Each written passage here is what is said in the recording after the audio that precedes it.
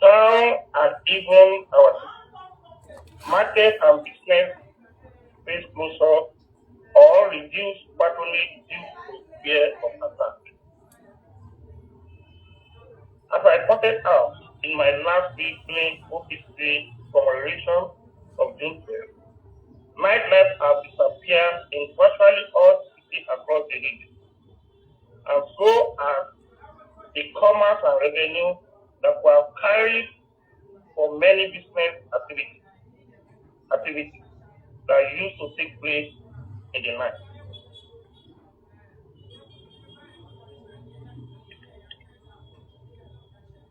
Local and foreign investors are becoming hesitant to commit resources to our region, leading to economic stagnation and loss of livelihoods. Consequently, unemployment and poverty now pervaded in the land like never before. The income vulnerable to negative influences, including joining court groups or criminal gangs. Another negative effect is educational setbacks. Schools are often closed or under dependent due to safety concerns, depriving children of their right to education and limiting social prospects. Specifically, private schools in Ibadan and other parts of Oyo State have been shut since Friday, June 5, 2026, in solidarity with their counterparts from public schools, which were shut earlier June 2nd. The action of the school was to impress displeasure over the abduction of 47 people, including pupils, students, and teachers from 3 schools in Oriri local government area of Oyo State. Returning surplus part of stability and prosperity. Despite these challenges, as members of this respected organization, regardless of our respective locations, we must not give up in our advocacy. An ongoing and refer to its ad hoc committee and constitutional review, President Bola Ahmed Tinubu to the day one take through the Senate scrutiny. This will then give all states of the Federation the green light to implement state police. But after achieving state police, we must not rest on our hopes to effectively reverse the socio-economic degradation already caused in our region. The state and local government must do more. They must design sustainable solutions for lasting peace and development of Yoruba land.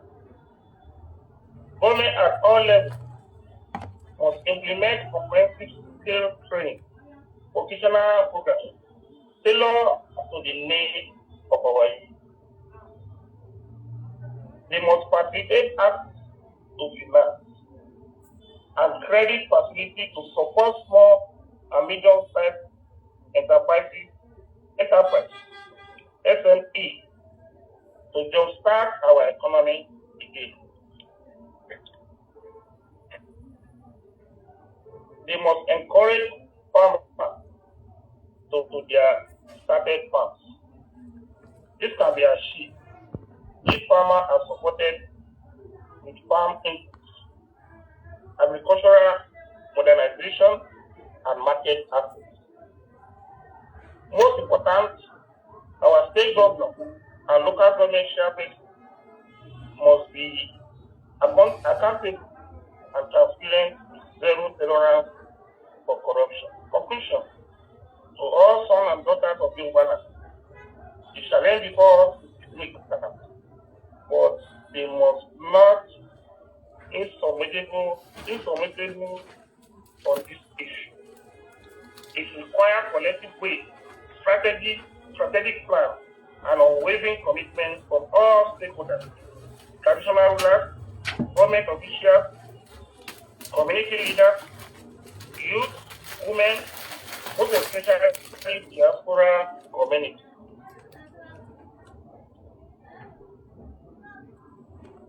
Now it is time to rise above national interest, work towards a Yoruba that is secure, prosperous, and united. Let us harness our rich heritage and the resilience of our people to build a future where every citizen can live without fear and thrive economically. Insecurity and socio-economic degradation is threatening that the very fabric of Yoruba land.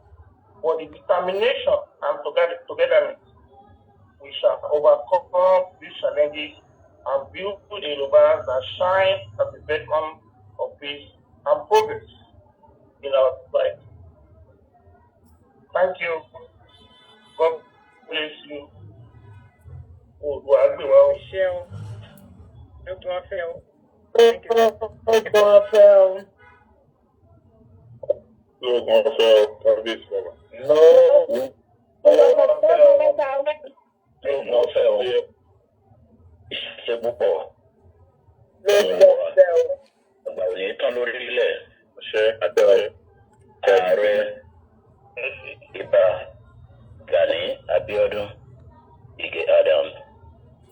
The 15th Ààrẹ Ọ̀nà Kakanfò of Yoruba land.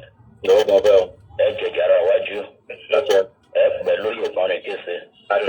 Lágbára Ọlọ́run àní wáyé tí. Ẹ ṣeun tẹ dúró tán.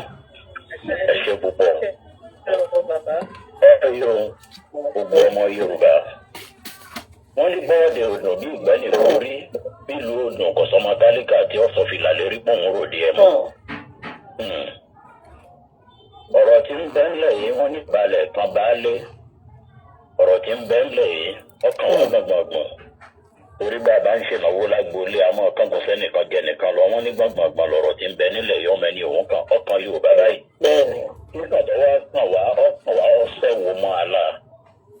Látàrí ìdí èyí ẹ jẹ́ ká jí gìrì àwọn ọmọ Yorùbá. Kọ́mọ̀dé wípé à ń gbọ́ gbégbégbé àwa lajúlẹ̀ wọ́n gbèjò sẹ́ǹkùlé wa. Bí ìjọba àwọn tí a jọba lé lórí gbogbo wa tá a bá jọ gbóhùn ara wa yé gẹ́gẹ́ bí ààrẹ wa ṣe sọ wípé ó pẹ́ táwọn tí ń fọn rere ọ̀rọ̀ yìí ẹ jẹ́ á jí gìrì ẹ jẹ́ á dòdì wa mú ṣùgbọ́n tí ò sí tíhà tí wọ́n kọ sí tí ọjọ́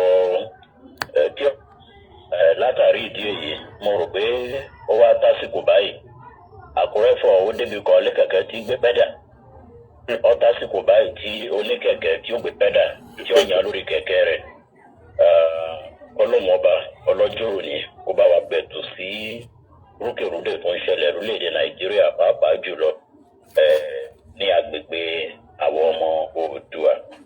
Ẹ ṣé púpọ̀ ààrẹ wa ọ̀rọ̀ la gbọ́ yìí o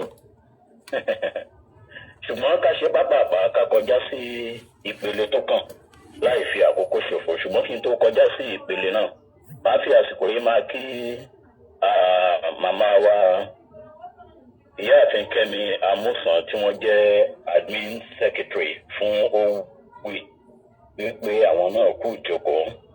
Bákan náà ni mò ń kí ìyá wa tí wọ́n jẹ́ ìyá Oòduà fún Canada ṣe fún mi Olúmádé tí wọ́n jẹ́ organizing secretary fún OPU North America. Ẹ ṣé ẹ kú ètò. Mo sì ń kí ìyá wa ṣe Ọmọ́túndé Balógun tí wọ́n jẹ́ program director fún OPU North America. Ẹ ṣé ẹ kú ètò ńlá tí ẹ gbé kalẹ̀ yìí. Bákan náà ni mo tún fi ìyá wa tí wọ́n jẹ́ ìyá Oòduà fún Canada kí ìyá Oòduà Amẹ́ríkà màmá wa ojú òní tìyàn Ọlọ́run ò ní báyìí láwọ̀ tí ń dánjẹ́. Tó ẹ jẹ́ kí a tẹ̀síwájú torí pé à ń bá bọ̀ ni. 𝗡𝗢𝗥𝗧𝗛. Màmá fi àsìkò pé akéwì wa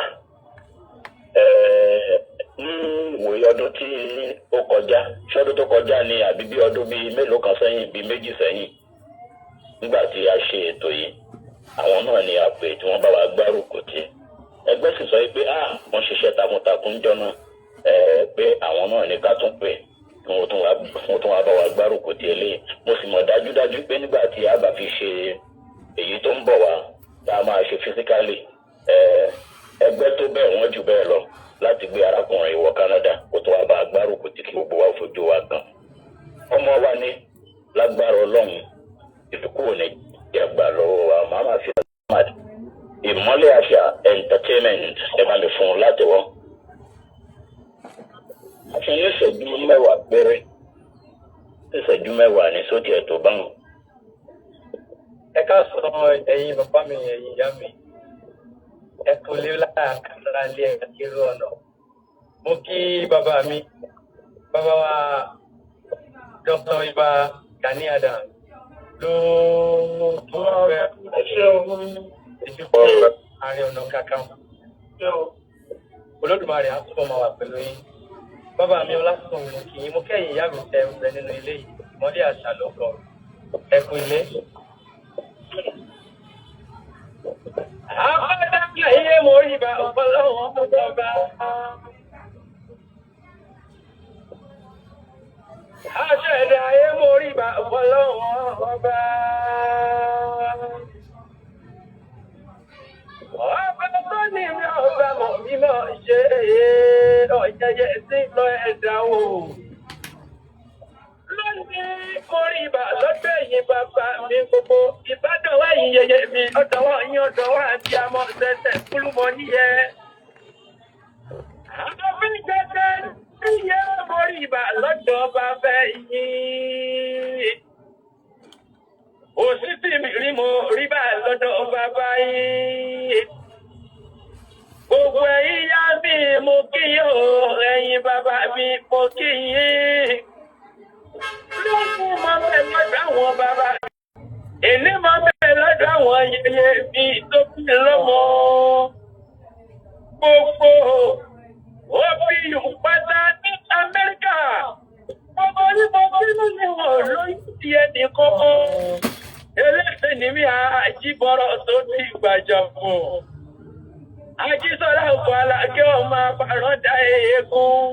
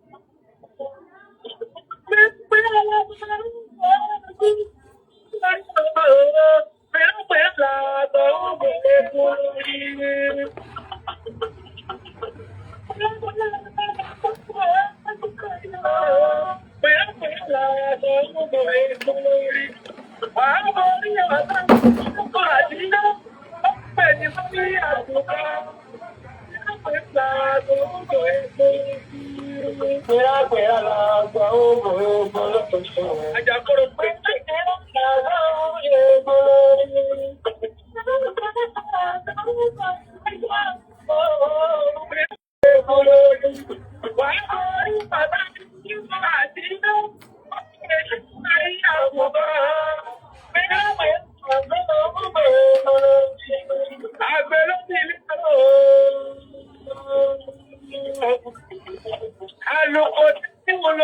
olùkọ́ ọjà rẹ̀ lẹ́kẹ̀lẹ̀ ìjẹ́nà nílé ìfẹ́ fún ẹni ẹ̀bárí ẹ̀bí. Ìmọ̀lẹ́ àgbà ní ọmọ rẹ̀ fún ẹ̀lẹ́ fún. Ìtùbá nígbà àwọn ọmọ olùkọ́ aláàṣẹ.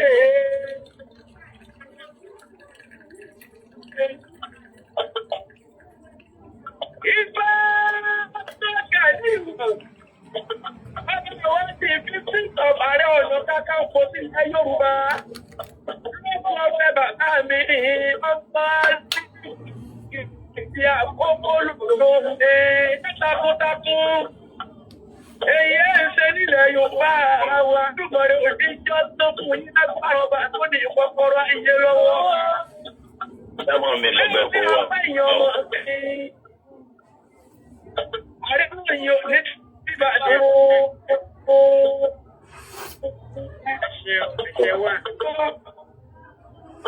Ìbà Gani Adams, the 15th Ààrẹ Ọ̀nà Kakanfò sílẹ̀ Yorùbá.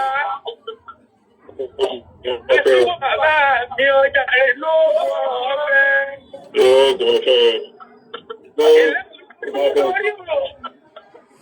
Orí ní bàbá wa tó bí àwálé ayé. Àgbà ló tọ̀rọ̀ lọ, ọba ló fẹ́ yé rí fún láyé. Bàbá wa, Olódùmarè oníjọ́ rẹ̀ yín láyé. Ètò ààbò nílẹ̀ Yorùbá, kò ní kí ó sùn ní Olódùmarè ìyá máa fún yín ṣe ìbínú kú ní kéré.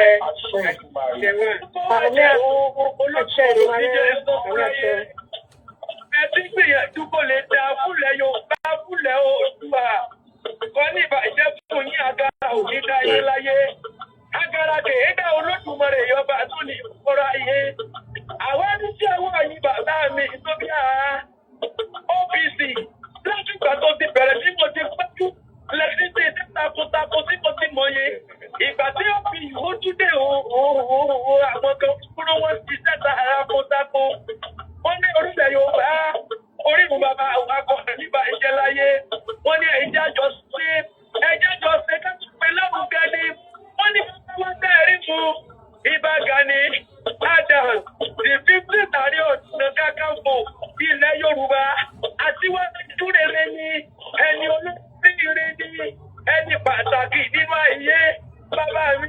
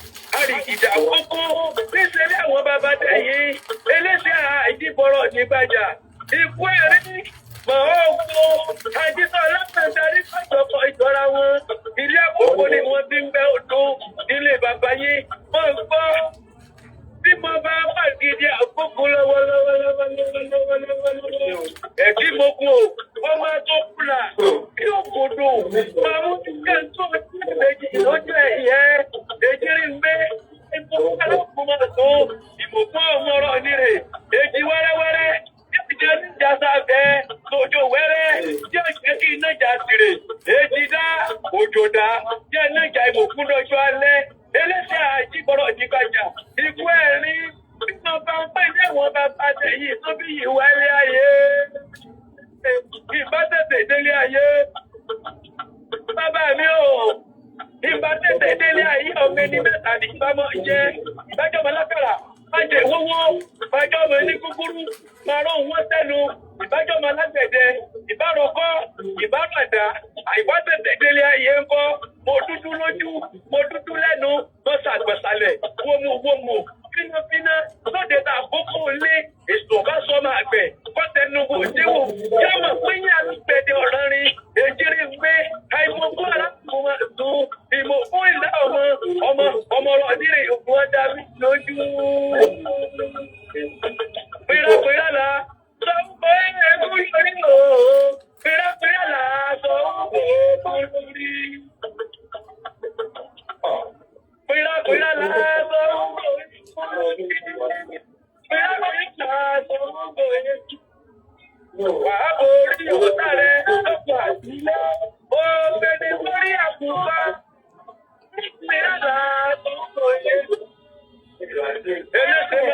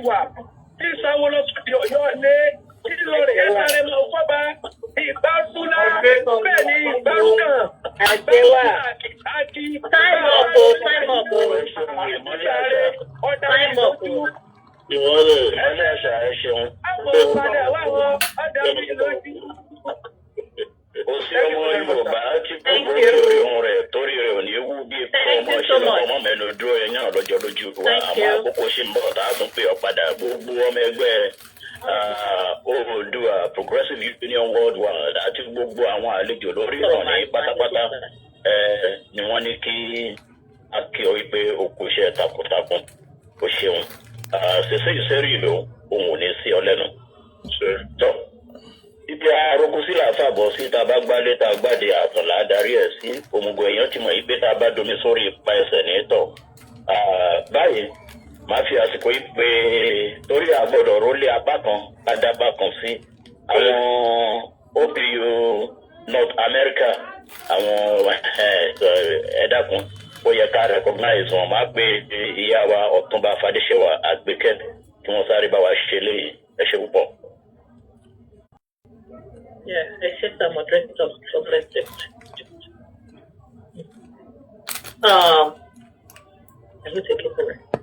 máa fi àsìkò yìí dárúkọ àwọn North America executive àwọn tó jẹ́ kí ètò yìí ṣe pẹ̀lú gbogbo ọ̀pọ̀lọpọ̀ ìpàdé tí wọ́n ti ṣe. Mo máa bẹ̀ láti orí coordinator wa àwọn ni honourable Tóyìn Alówónlé àwọn ni coordinator North America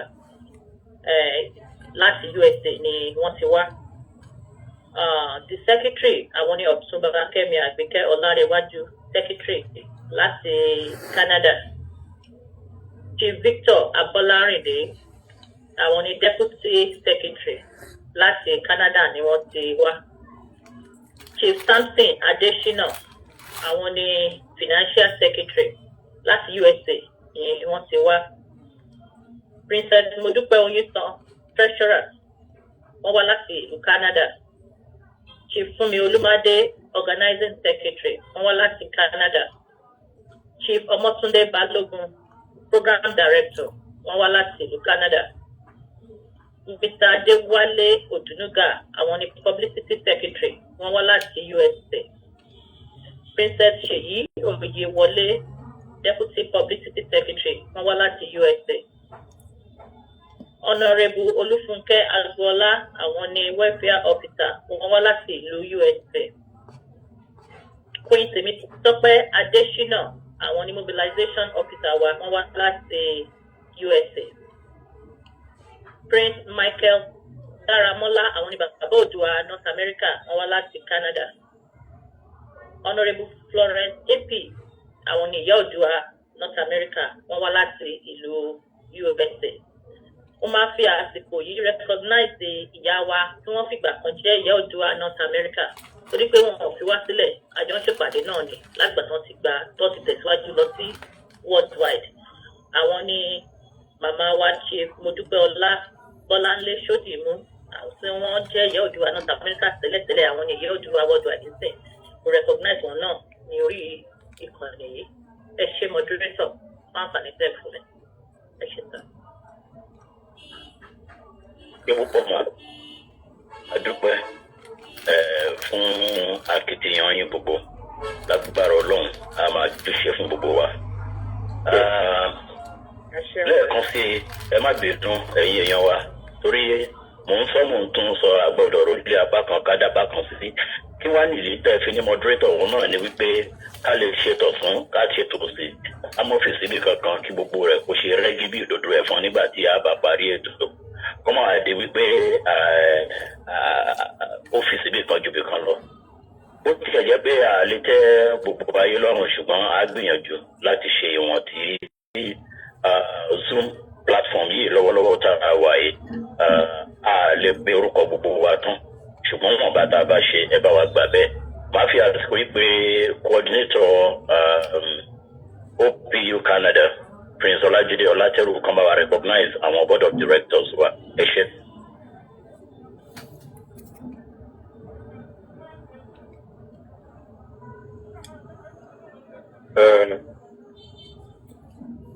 Mo kí gbogbo alẹ́ kan sí.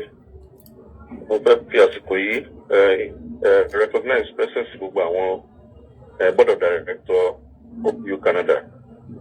Wọ́n jẹ́ àgbàgbà ẹgbẹ́ tí àjọ foríkorí láti tún ọkọ̀ OPU Canada síwájú. Màá bẹ̀rẹ̀ láti orí chairman board of director wọ́n jẹ́ Mr. Saheed Ọláwọ̀ní, Alhaji Saheed Ọláwọ̀ní, Alhaji tuntun. Mo fi àsìkò kí wọn. Lẹ́yìn wọn kí ìyá wa Mrs.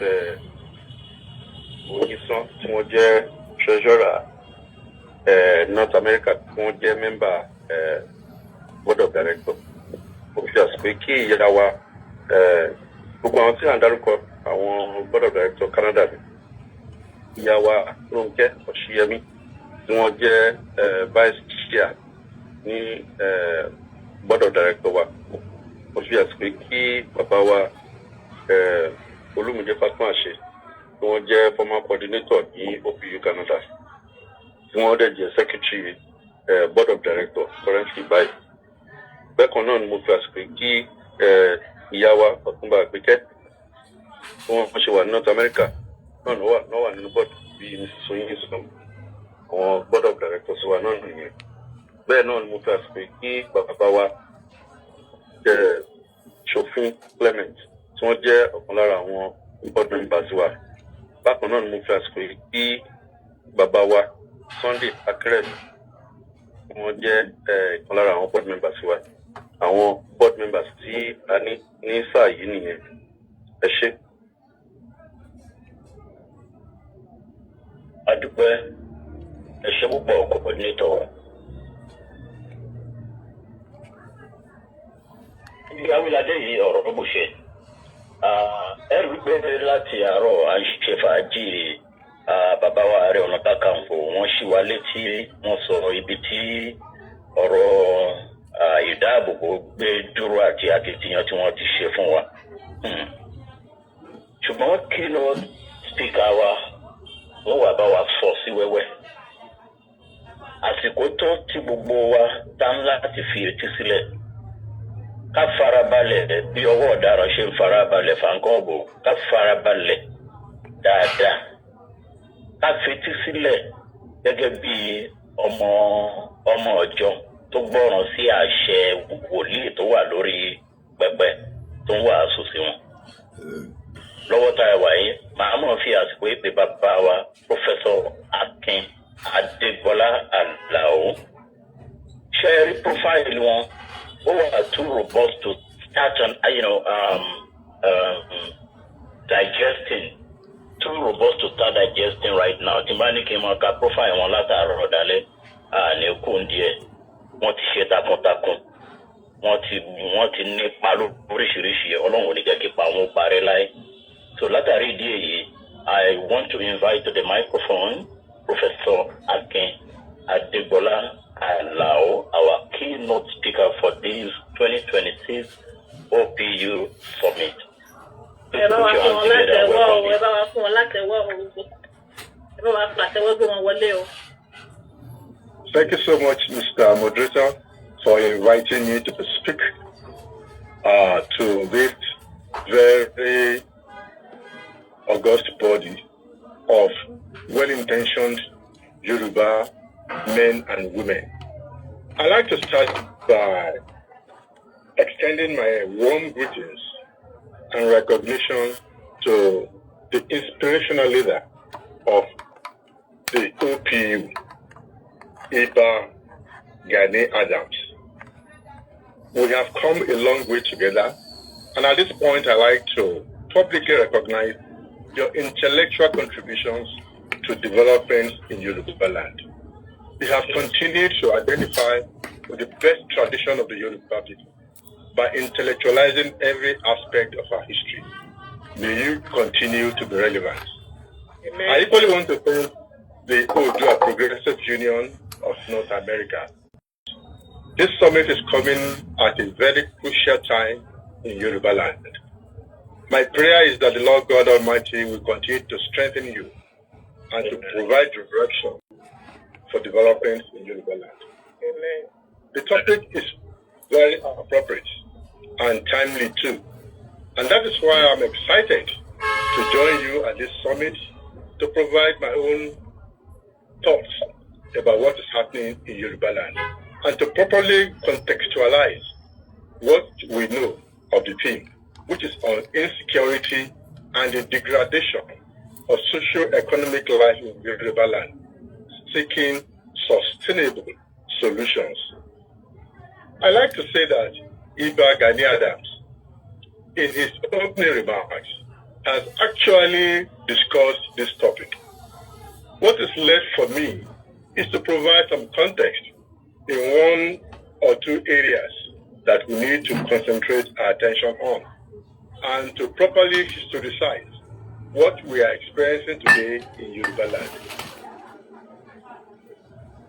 Today we are gathered here because we are conscious of our solid ethnic identity as a Yoruba, and we are here to confront, to dissect, and to provide solutions to an existential threat to our race, to our civilization and culture, and to our history. Yoruba land continues to be the most sought after region to live in. And the attraction to Yoruba land is such that migration into the southwest is such that has defied explanation. Well, for some reasons, we have not been able to sit down and discuss Yoruba land contextually because of the attitude of the elite to developments in Yoruba land, especially the political elite. But today, the OPU North America, we have identified as an existential problem, and you are providing a platform, a privilege for us to discuss very important issues. I'd like to congratulate you for being the first organization to do for Yoruba land and for Yoruba civilization. Before I go into the details of what I have for you tonight, let me provide some context to support what you are doing and to actually point attention to the direction to which we must follow as a people and as a race and as a civilization. We have to be strategic like our forebears. I'd like to remind us that in 1840, the Fulani attempted to enter Yoruba land after the defeat of Oyo in 1838. But the forces of Ibadan, the newly established Ibadan, halted this advance at the Battle of Osogbo in 1840. For a period of 38 years, the Fulani did not relent. They continued to look for opportunities to invade Yoruba land, and they attempted again in 1878. But they were roundly defeated again at the Battle of 𝗡𝗢𝗥𝗧𝗛, which is called the Jalumi War. The Jalumi War of 1878 actually provided the context for the Yoruba people to build a solid bulwark against Fulani infiltration of Yoruba land. It was this battle that took Yoruba to the border areas in Ekiti, in Akoko, in Ijesha, and in all those places up to the Bomino area. And it was for this reason that Yoruba land became protected against the infiltration of these marauders from Ilorin. However, in 1855, there was a conference of the Yoruba people. It was at this conference that a general peace was declared on Yoruba land. And this general peace was as a result of the existence of a central authority system in Yoruba land. A central authority system with all the systems and mechanisms for the protection of the Yoruba people.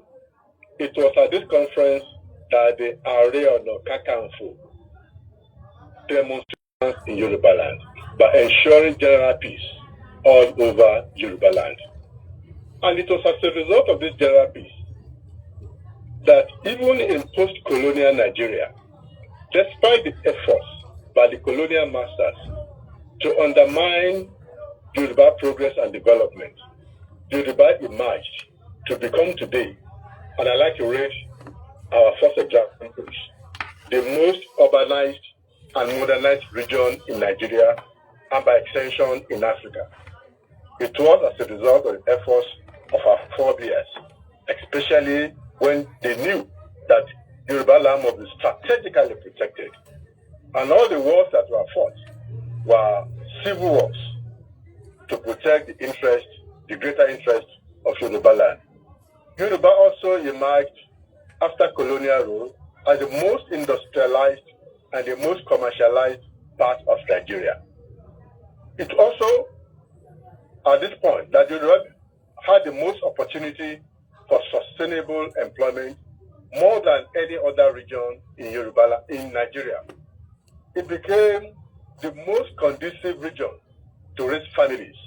Many people left their homes to come to Yoruba land to raise their families. It also had the largest concentration of educational institutions and opportunities, not just in number, but in quality and in relevance. Yoruba land organized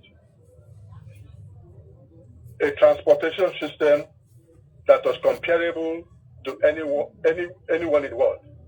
It had efficient and social health and social services. And it also, as a result of the foresight of our fathers and forebears, became the gateway into and out of Nigeria. By this premise, Yoruba land became a sought-after region for all other people in Nigeria and beyond Nigeria. And this character and nature of the Southwest made it a point of station for people with diverse intents and purposes. Those who wanted to pillage Yoruba land also saw it as an opportunity to come into Yoruba land and to do whatever they intended to do. And that is why this discussion is very important for the existential success of Yoruba land before we go any further. Yoruba land is considered historically as a safe haven, safer than any other part of Nigeria. And our cities like Lagos, Ibadan, Abeokuta, Ijebu-Ode, Ondo, Ekiti, Akoko, Owo became overpopulated as a result of people moving for one reason or the other. For Yoruba land, people came into Yoruba land, into the Southwest, by the pull factor. The conducive atmosphere in Yoruba land was enough to pull people into Yoruba land. And this actually affected the nature and character of the security of our region, especially in the new dispensation. Yoruba land also became the commercial nerve center of Nigeria. The economic stability was such as to invite visitors from across the world. Today, to talk of Yoruba land, to talk of Nigeria, is to talk of the opportunities available to people from diverse sources in our region. The Southwest has become, for us, our own home, but a place of envy for those who are not a part of us. And as they come into Yoruba land in groups, the ambition and strategic initiative will be to override the common interest of the Yoruba people and to threaten our existence as a race, as a culture, and as a civilization. We have attempts to dilute our to dilute our culture and to frustrate our progress in every aspect of life. Let's now look at the anatomy of insecurity in the Southwest. There is a clear anatomy of insecurity in the Southwest. Unlike in other regions, where terrorism, banditry, and kidnapping will be further, maybe not too striking reasons. In Yoruba land in the Southwest, terrorism, banditry, and kidnapping is now an economy. It is a high-yield criminal enterprise. People now come into Yoruba land to engage in this criminal economy of banditry, of terrorism, and of kidnapping.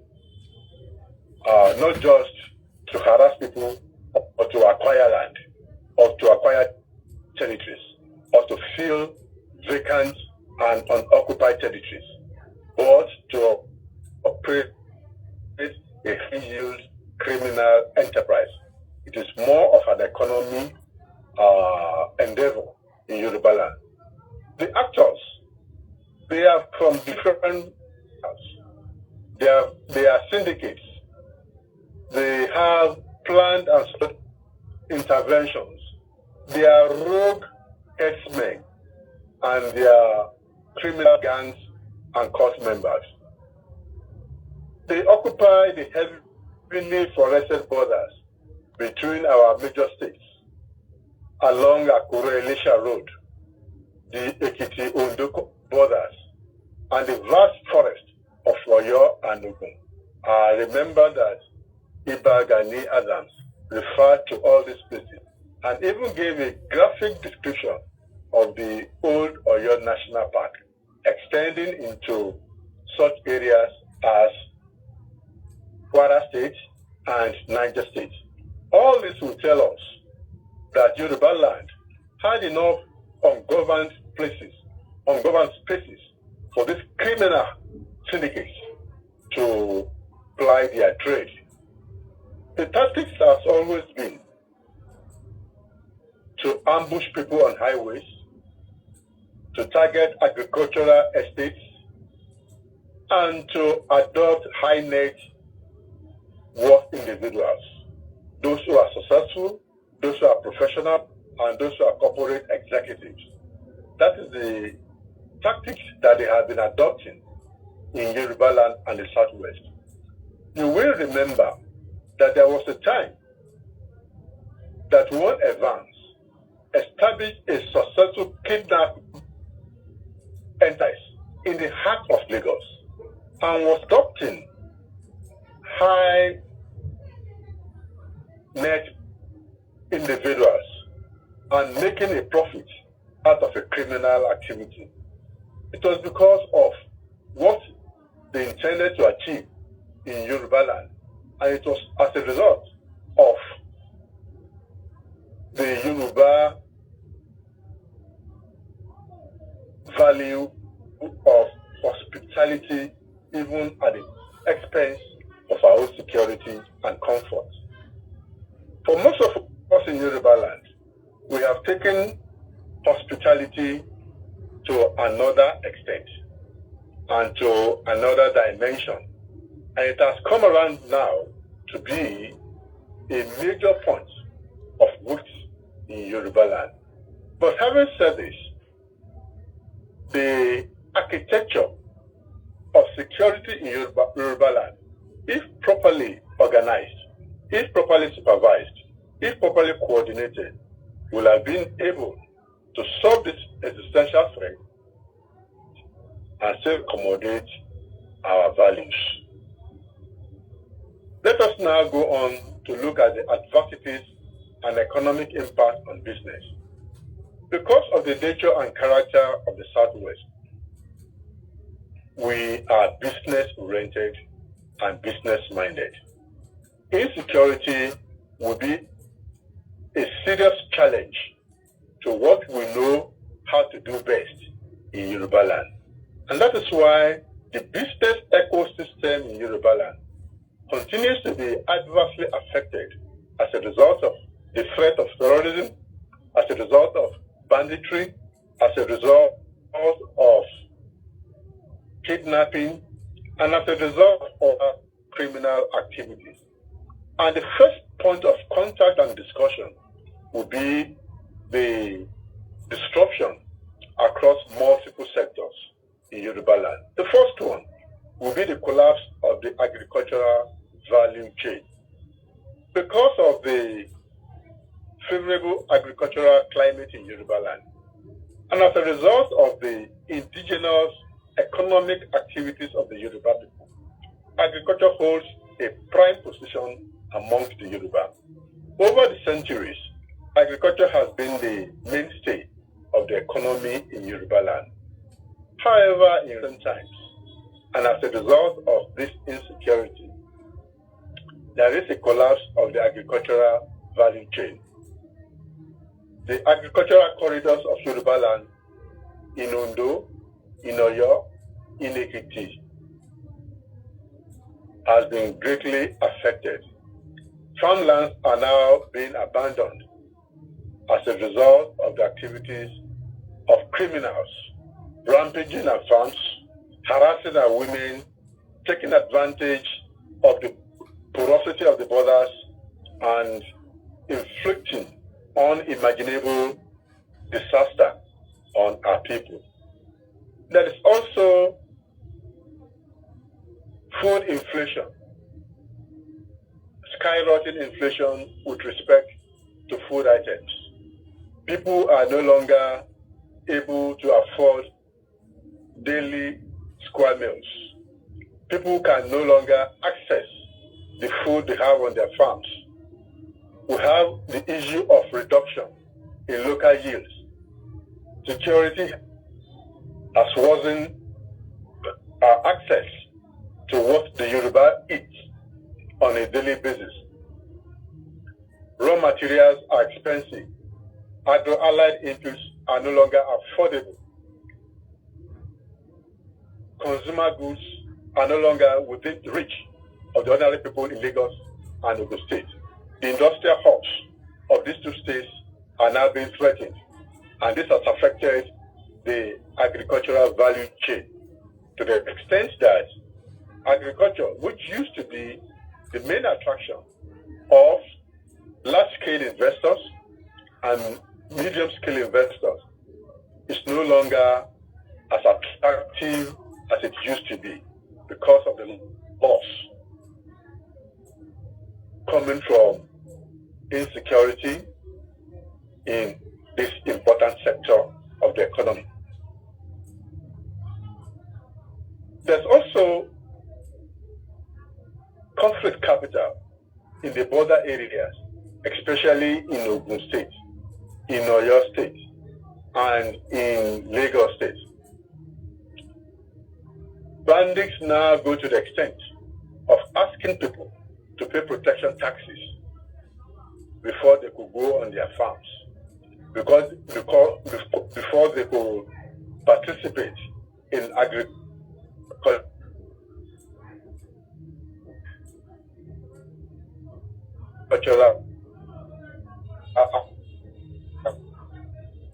activities. And this has greatly affected Nigeria, only be as productive as they would have loved to be in their own home region. Let me also discuss the severe destruction of logistics and interstate commerce, and to link this up with the theme of this conference, which is about the threat of insecurity to social and economic life of the Yoruba.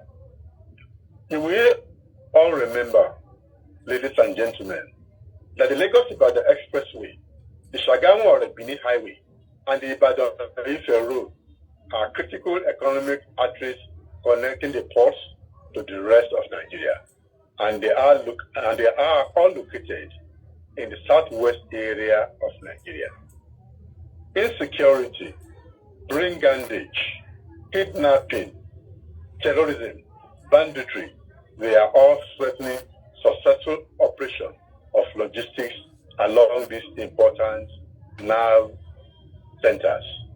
The economic arteries of Nigeria are being disrupted, and this has been a major problem emanating from insecurity. You also remember that before now, night travel used to be very popular, and people, especially in their 50s and 60s and 70s, actually had time to enjoy traveling at night. Today, it is no longer the case. The police are even advising people to shun night travels. And this will tell you that the economy of this area has been halved as a result of their inability to travel over the night. And not just this, all that has been attached to night travels, the economy of night traveling has been greatly disrupted. And this has created massive bottlenecks, especially in southwestern Nigeria and the ports along the coast. Because of the insecurity that we experience in these very important economic areas, we have exorbitant charges from insurance companies. Because of the insecurity, insurance companies now charge high premiums. Haulage companies are no longer registered as before. They will have to pay high charges for insurance registration and all whatnot. And that is why the cost of doing business in Yoruba land has gone up by many measures. And it is one major disadvantage to the economy in Yoruba land as a result of this insecurity. Formal businesses operating in the region, providing a secure environment has become an expensive necessity, creating what economists call insecurity tax. There is skyrocketing security overhead. Because we needed to secure our company, we needed to secure our environment, we needed to secure our homes. We have high and increasing security overhead. And this is actually hitting business in southwest Nigeria. Many people are no longer safe to travel on the highways. They will need for moving personnel. They will need armored vehicles, and they have to create and maintain for themselves state-of-the-art surveillance and tracking systems. All this, the provision of all this will cost money, and this is affecting in the business in South and affecting the quality of socio-economic life amongst our people. Importantly, many financial service providers are leaving the southwest and moving into other areas. In the last 10 years, rural banking is fast becoming a thing of the past. Many bank institutions in rural areas are no longer in a position to operate and provide services for local communities because they have become targets of attack as a result of this insecurity. It started with armed robbery, dovetailing into kidnapping, and now banditry. Banks are no longer safe to open in our rural areas, and this has greatly affected rural economics.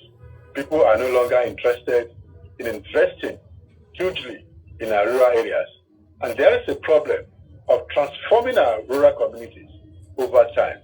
Today, our rural communities are shadows of themselves. They are no longer transforming. They are not making progress, and there is a serious drift from the rural areas to the urban centers, leading to overpopulation and stress on infrastructure in the urban areas.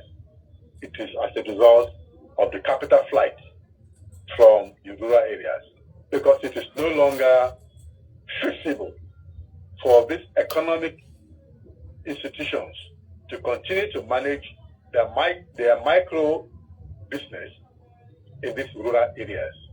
There's also attached to this foreign direct investment flights. Portfolio investments are no longer promising in many parts of the southwest because of this increasing menace of insecurity. The expansion of banditry into industrial zones like in Agbara or Shagamu clusters of Ogun State has made foreign firms hesitant to commit long-term capital into these areas. They are now looking for safer environment to invest their capitals. And that's why it is necessary for us to look at the link between the flight in foreign direct investments from the southwest to other areas, especially other African countries. And the major beneficiary will be Ghana, which is our West African neighbor. The movement of capital from the southwest into other areas of West Africa should be a cause of concern and should be a good reason for us to again re-engage and discuss a new architecture for the security of the southwest zone. Let me also link this up with real estate depreciation in the southwest. At a point in time, real estate became an attractive enterprise amongst the Yorubas, especially with those who are in the diaspora wishing to own properties of their own in their homelands. There was a boost, there was a surge in the acquisition of property in the southwest. And many estates and industrial layers, residential estates, grew up in the southwest. But unfortunately, the story is no longer the same, because the security has affected the conviction of our people, the commitment of our people, the willingness of our people to invest in real estate and to own property at home. Insecurity has affected the quality of the value in real estate. And it is as a result of the fear that has been imposed on our people, looking for where to invest their hard-earned resources and not finding a place where they could invest maximally and make profit out of what they have earned through sweat and blood. Real estate is now slowing down because of our inability to secure these industrial estates and residential areas. It is important for us to identify a civilization hospitality and nighttime economy. By reducing the time for common activities in Southwest by more than half, we have reduced the value of the economic region by more than half. People are no longer interested in nighttime economy. Money is no longer circulating anytime after 6 p.m. We have instances of early closure of business concerns and activities, and this has affected the amount of money in circulation, the economy of the region, and the capacity of the people to engage in other forms of economic activities. It has affected places like Lagos, like Ibadan, and the system of ecotourism has suffered severely in Osun, in Ondo, in Ekiti, and in other areas of the southwest, because hospitality business is no longer attractive, it's no longer supportive, and it's no longer a thing that people will look after. Even night parties, which used to be the glamour of the Yoruba social life, is no longer advisable. People are very conscious of their safety, and night parties are no longer in vogue as a result of this negative development of insecurity There is also a pervasive fear on a highway that people could be abducted and will be required to pay high ransom. There is a decline in weekend tourism. There is a decline in interstate hotel bookings. And there is a decline in recreational travel. It is difficult now to leave the comfort of your home and to travel to enjoy the hospitality of nature in other areas of the region. The hotspots for recreation are no longer attractive because they are not protected, because they are open to attack, because the architecture of security is not hold in these areas of pleasure and hospitality. It has affected the quality of life, not just the social and economic life, even the quality of life. The psychology of the people has been greatly compromised and affected because they no longer express their individuality, their humanity, and their social life as a result of these limitations. And these limitations are such that are capable of frustrating life to the extent that people no longer have social life. They no longer belong to social clubs. They no longer participate in social activities. They no longer identify with their peers, with their friends, with members of their communities, and even with their families. It has gone to the extent of taking humanity out of many people in the southwest of Nigeria. And this is equally affecting our capacity to enjoy the quality of life as provided by our God. The labors of our heroes past are no longer being protected because we no longer have the capacity to protect even the smallest quality of life in our region. We are handicapped by the existence of a foreign system of administration which has compromised the quality of life and which is no longer interested in ensuring that the Yoruba political area, social values, and general orientation to life are protected and defended at all costs. For some time, there were some institutional responses to insecurity in the Southwest. And I remember that our inspirational leader, 𝗡𝗢𝗥𝗧𝗛, referred to this in his opening remarks, where feeble attempts were made by our political leaders to provide a semblance of security in Yoruba land. But the way it was approached compromised the quality of security that would have been enough to protect Yoruba land in a wholesome manner.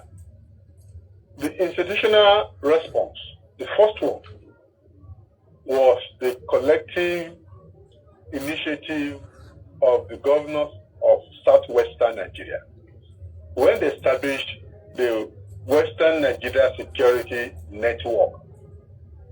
It was the brainchild of the Western, of the Development Agenda for Western Nigerian Commission, the Dawn Commission.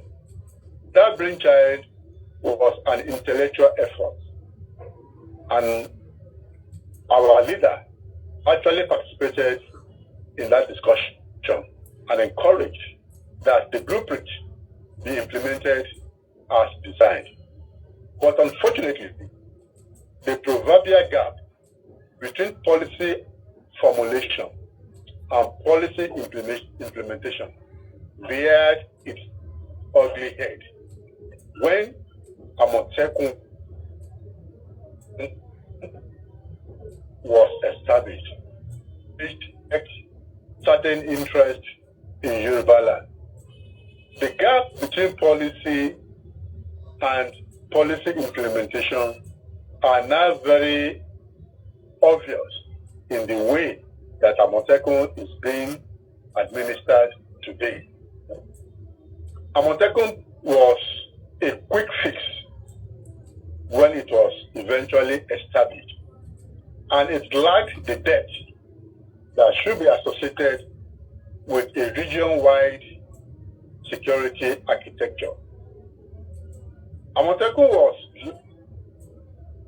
led by Governor 𝗦𝗨𝗠𝗠𝗜𝗧 of Ost, played a leading role in the fashion. But unfortunately, its commitment to 𝗓𝗡𝗥𝗧𝗛 was not carried through by all the other governors, especially of Lagos State. Successive governors of Lagos State showed, I'm afraid, little enthusiasm to support 𝗓𝗡𝗥𝗧𝗛 and to adopt 𝗓𝗡𝗥𝗧𝗛 as a regional system of security. It became a subject of politics. And with politics, especially in the present dispensation, it became difficult to make 𝗓𝗡𝗥𝗧𝗛 strong enough to represent the security interest of the whole of the region. It soon became a local arrangement, managed differently by different states, and not having a central office of coordination to cover the whole of the Southwest region. The challenge of 𝗓𝗡𝗥𝗧𝗛 today is as a result of the attitude of the leaders, the political leaders of the Southwest, to the existence of 𝗓𝗡𝗥𝗧𝗛 and the way and the use to which they are putting 𝗓𝗡𝗥𝗧𝗛. There are suggestions that 𝗓𝗡𝗥𝗧𝗛 is being used to achieve other undisclosed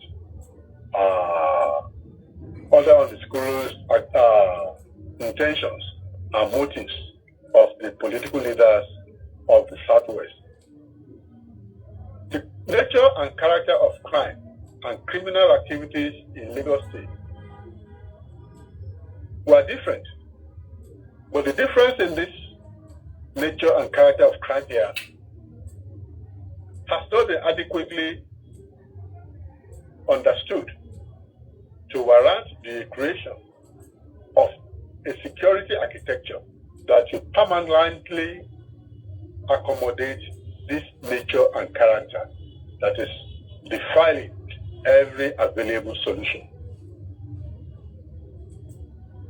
The cosmopolitan character of Lagos is a major factor that must be put in context while developing a new security architecture for Lagos. Lagos continues to be the showpiece of the Southwest, and the whole of the Southwest must be interested in the security of Lagos and its neighborhood.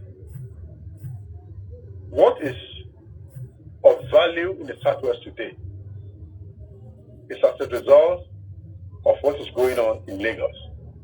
And there is an urgent need to protect the Yoruba interest, especially in Lagos. The issue of cult activities and gang activities, especially in Ikorodu and Lagos mainland, should be a thing of concern to indigenous crime prevention system in Lagos. The Oodua People's Congress and People's Union is at the center of providing a workable, pragmatic solution to the issue of crime in the heartbeat of in the heartland of Lagos, as a result of the knowledge that they have of how to deal with indigenous criminals and the use of indigenous metaphysical properties to engage in criminal activities. In Lagos, indigenous power of the Oodua People's Union and Congress must surpass the indigenous power of the criminal gangs and clubs of Lagos.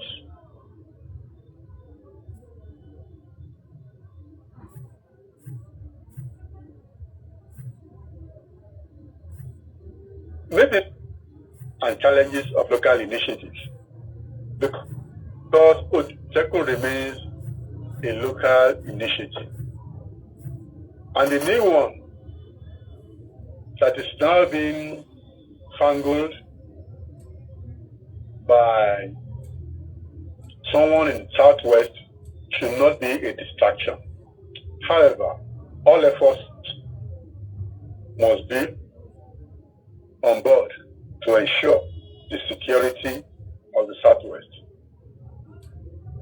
Attention must be paid to the prospect offered by local initiatives of 𝗓𝗡𝗥𝗧𝗛 and other vigilante associations in the Southwest.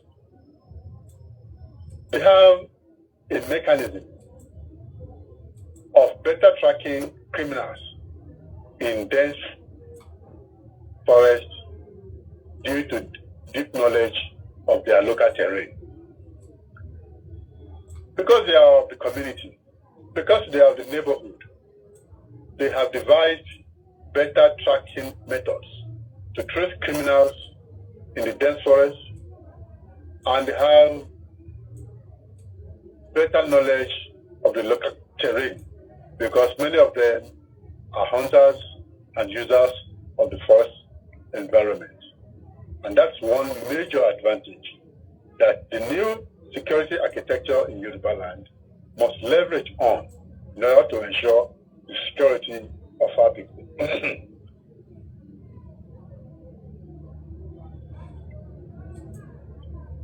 There should always be a return to the capacity of the Yoruba and of the Southwest to provide deterrence along the highways. What Yorubas have as indigenous knowledge must be put into use to safeguard our highways, our neighborhoods, our homes, and our businesses. A return to indigenous knowledge and the use to the tradition of the past for safety and security must be paramount in our new approach to security in Yoruba land. Every effort to disparage indigenous knowledge in Yoruba land must be frontally attacked. Yoruba indigenous knowledge must be protected, and beyond protection must be advanced beyond ordinary mention. It must no longer be a thing for one group of people or the other to disparage. The knowledge embedded in how the Yorubas are protecting their communities and society must be made public, and it must be demonstrated. The intellectual depth and intellectual tradition of the Yoruba people in providing protection and security must be taken to the next level, and the bar must be raised.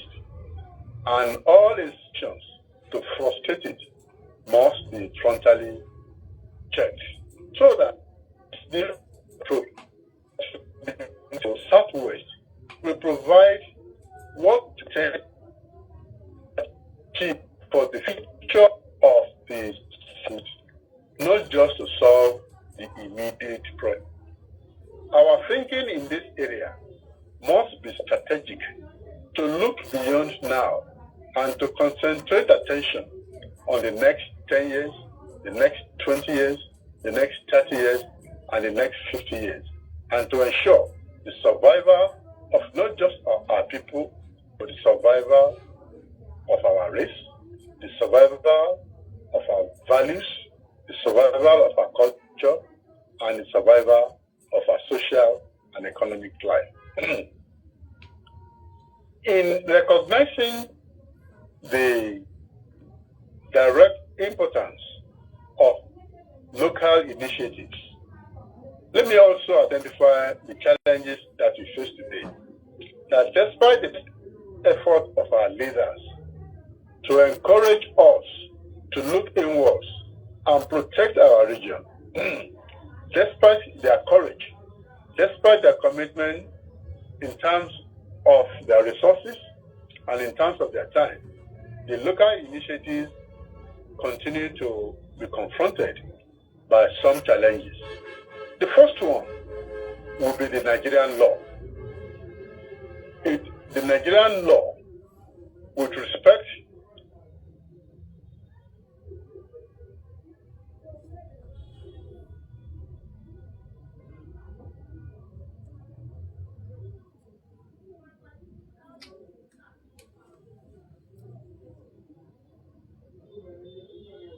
𝗡𝗢𝗥𝗧𝗛 and other security networks, especially the neighborhood vanguards, the vigilantes, they cannot bear sophisticated arms. They are limited to day guns and at best to pump action, limited effect firepower. These weapons are not automatic. They are not high caliber. They are not AK-47 or AK-49. And our enemies go about with these sophisticated high caliber weapons. So the limited firepower of the local initiative is a major challenge to their success in securing Yoruba land. There is also the issue of decentralized funding for the local initiative. There is no central funding organization for these local initiatives. The present political leadership in the region are probably afraid of what local leaders in terms of security will mean to their so-called political relevance. And that is why all efforts are being made to frustrate the creation of a centralized funding arrangement for local initiatives to meet the needs of security in the Southwest. They are extremely slow in creating the Southwest Security Trust Fund that will have taken care of the security needs, of the financial needs of our security initiatives. Presently, I'm not too sure that there is any effort on way to fund the security apparatus being put in place by our leaders to ensure the safety of the Southwest region.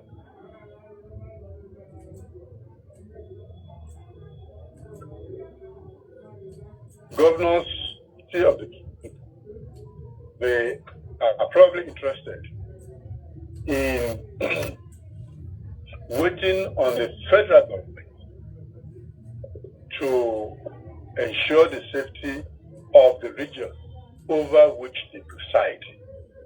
And that initiative from the federal government is non-existent in that the concern is that security challenges are not peculiar to the Southwest. But for us, we know that this is our region, and the security of this region is the business of the people of the Southwest. And because we had earlier enjoyed relative security as a result of the efforts of our forefathers, even in the last 2 centuries, we are used to a life of absolute security for social, economic, and political development. What is happening there is a misnomer to the Yoruba people. What is happening now is not if that the Yoruba people will want to live with. And what is happening now is a source of concern to Yoruba people. And a good example of this is this summit that is being called by the OPU to discuss insecurity amongst our people in Yoruba land. It is because of the concern of our people for security. And one thing that is obvious is that there is a new attempt, an obnoxious attempt by some people in the Southwest to police security. And that's obvious in the way that politics is being carried on in the Southwest, even in the face of mounting insecurity. All efforts must be put to what every right-thinking Yoruba man is doing to check the menace of insecurity and criminal activities in Yoruba land.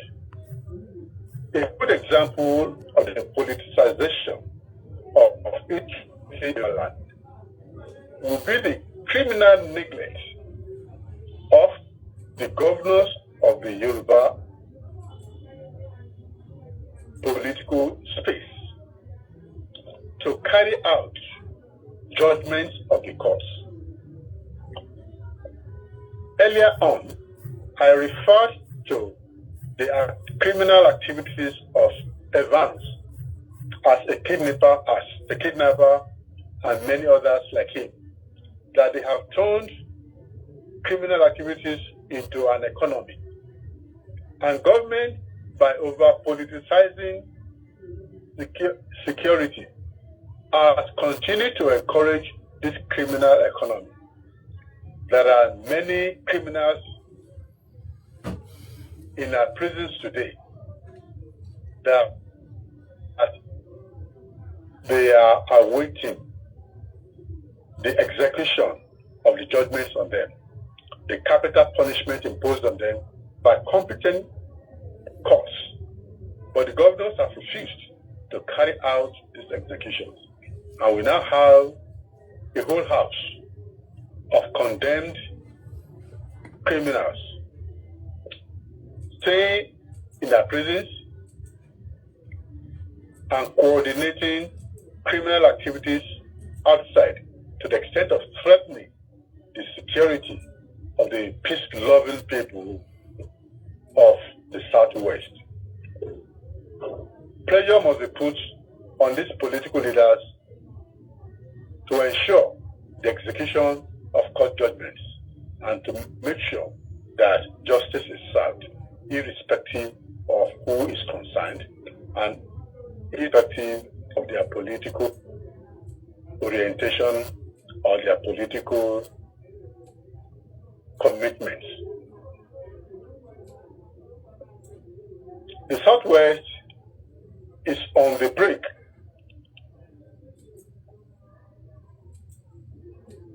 of making a quantum leap forward, in the sense that the awareness has been created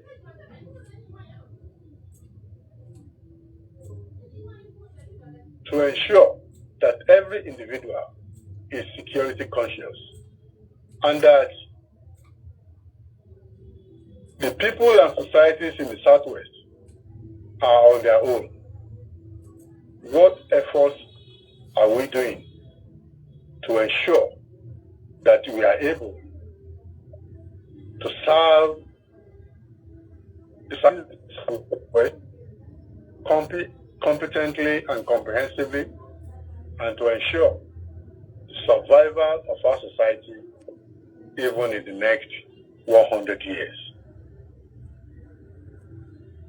𝗓𝗡𝗥𝗧𝗛 must be strengthened to complement and even to surpass federal security agencies. They must also be strengthened to gather useful local intelligence for the use of the security operatives. About 2 years ago, in Nigeria, a Yoruba man developed a device, a drone, that could capture the location of people in the forested areas of Yoruba land. It became a talking point to the extent that people were expecting that the leaders of the Southwest will encourage the production of this device. The device was developed to recognize locations of fires and smokes and individuals, people in the forest. And it was tested and made public. But unfortunately, the leaders of the Southwest did not commit to this venture. And today, that venture will have come handy in pinpointing and locating the location of the Orire pupils who were adopted and taken into the forested area of the Old Oyo National Park. 𝗓𝗡𝗥𝗧𝗛 must also be empowered to patrol our forests and highways. The appointment of forest guards by the federal government should be seen as a positive development, but at the same time, they must be streamlined into the existing structure of the 𝗓𝗡𝗥𝗧𝗛 and extend to them the advantage of local knowledge and initiatives. 𝗓𝗓𝗥𝗧𝗛 must also be made to focus mainly on the protection of rural communities. The protection of rural communities, to protect them from marauders, from bandits, from terrorists, and from kidnappers. This is important because the operation of the Fulani herdsmen, the bandits, in the rural areas and communities of the Southwest were intended to achieve the dual purpose of scaring the people away from their land and subverting the economy of the Southwest. What the Fulanis are doing in Southwest today will be an extension of what was started by the jihad of 1804. The attempt to overrun Yoruba land in 1840. The second attempt in 1878. And the feeble attempts after colonial rule. It is for us to go back to history and to understand why there is an upsurge in criminal activities against the Yoruba at this point in time. Why are they now attacking Yoruba and the Southwest at this point in time? Why is Yoruba land a major attraction to bandits, to kidnappers, to terrorists at this point in time? And kidnapping in the Southwest represent a major threat to regional stability and economic development. And that is very important. Banditry in the Southwest, kidnapping in the Southwest, the two are meant to achieve regional instability, to regionally destabilize Yoruba land and to frustrate the economic development of Yoruba land.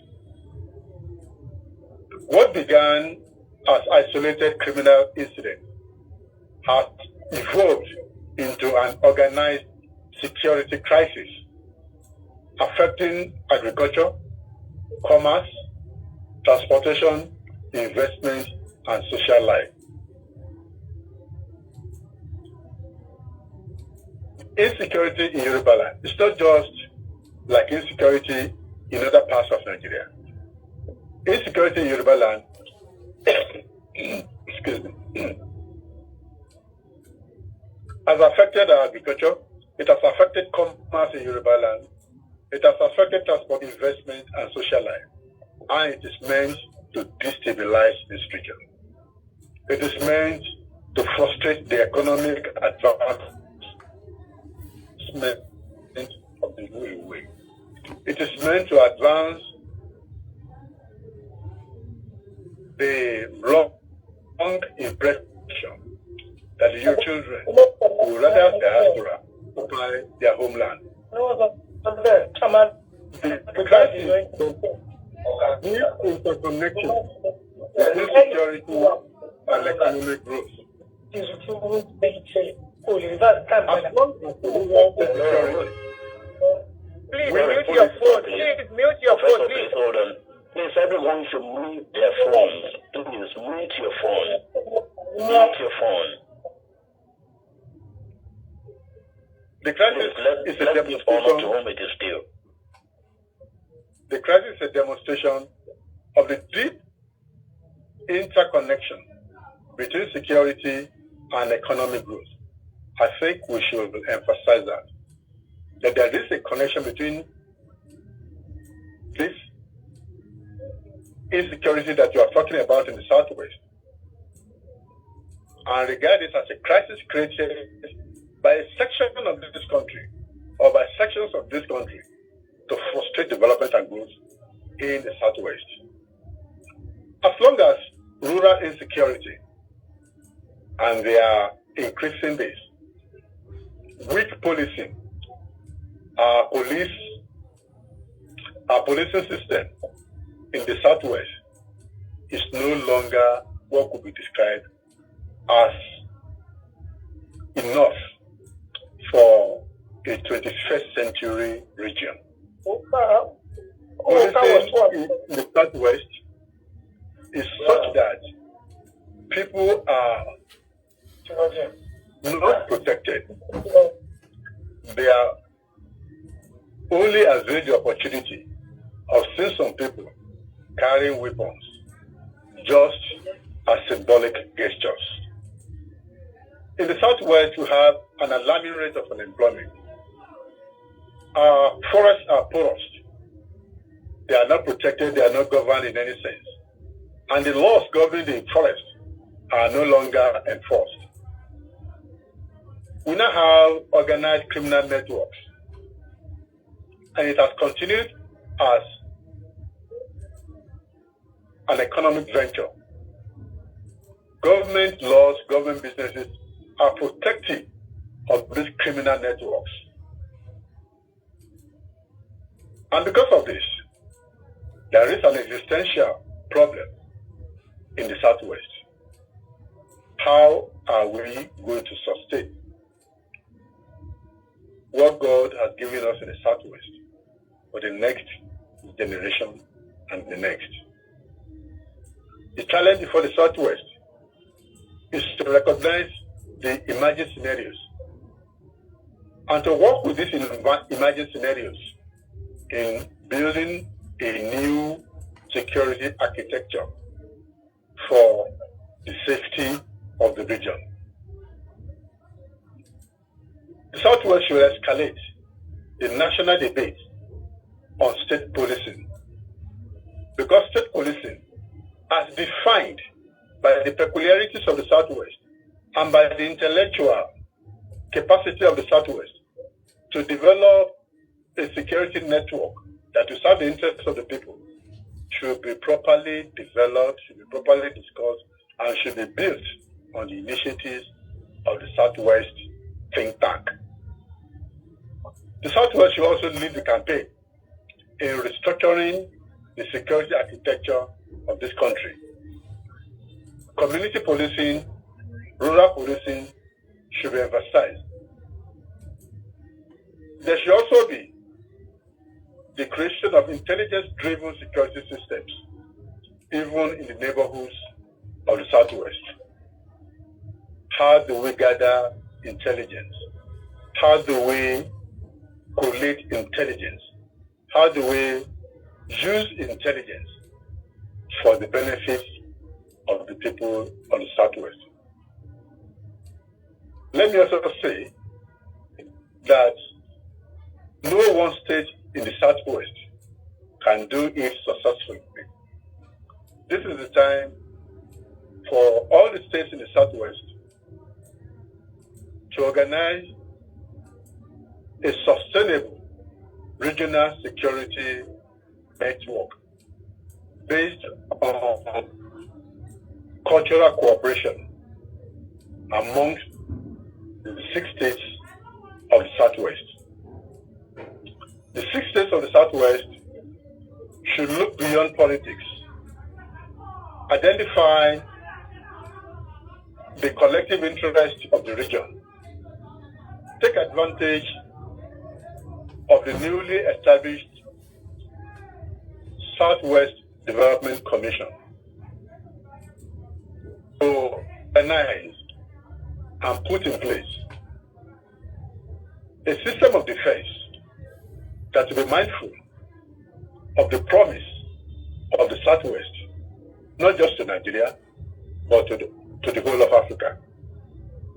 Without sustained and coordinated responses, the economic and social cost of banditry, of kidnapping, may continue to undermine the Southwest historic position as Nigeria's foremost commercial region, as Nigeria's foremost stable region, as Nigeria's foremost industrialized and urbanized region, and as the leading light in African development.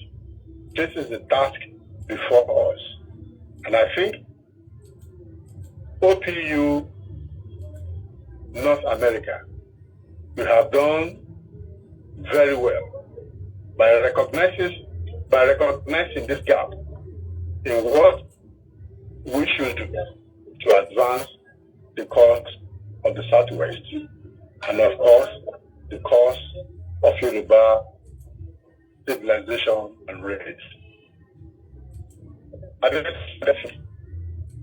𝗢𝗥𝗧𝗛 for your inspirational leadership, for your patience, for spending your time and resources to provide the Southwest with pragmatic and vigorous leadership.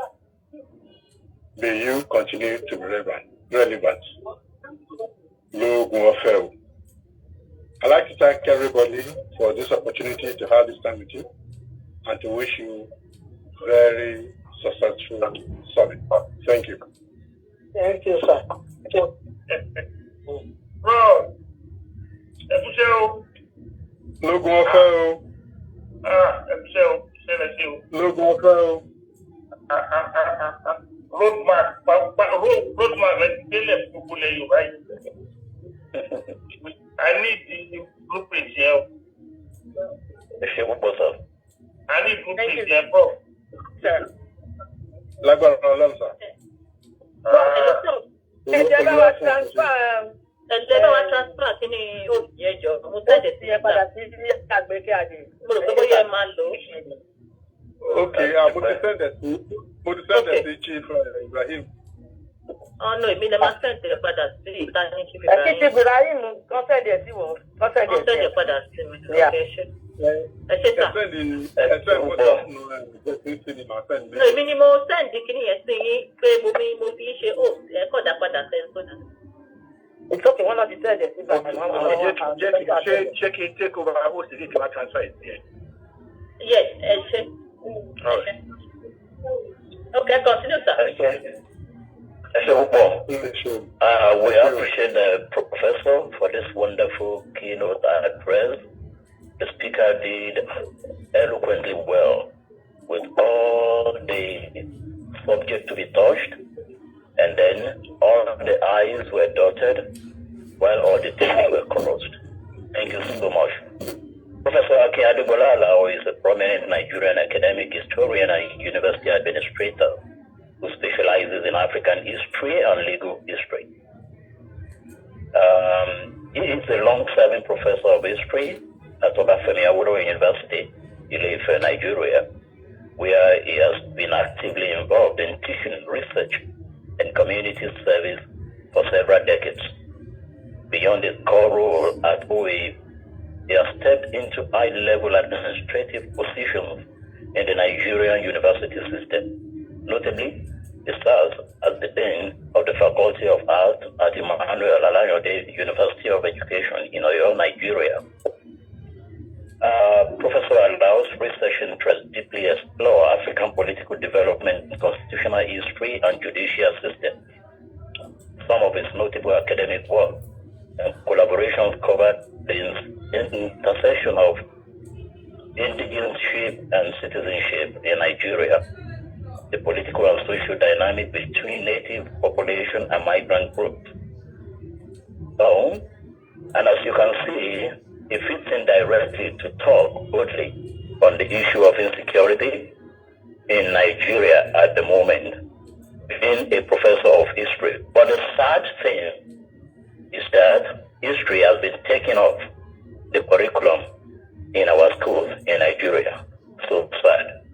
Right now, we're going to give few people, guests on the program, the opportunity to ask questions.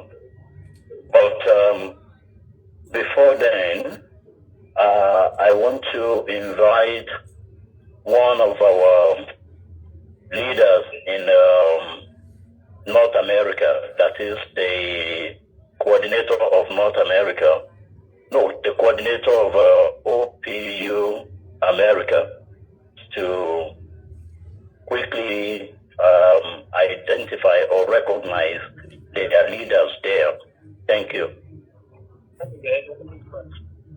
Mr. Jamalaya, go ahead, Secretary. Good afternoon, sir. Good afternoon, madam. Good evening in Nigeria.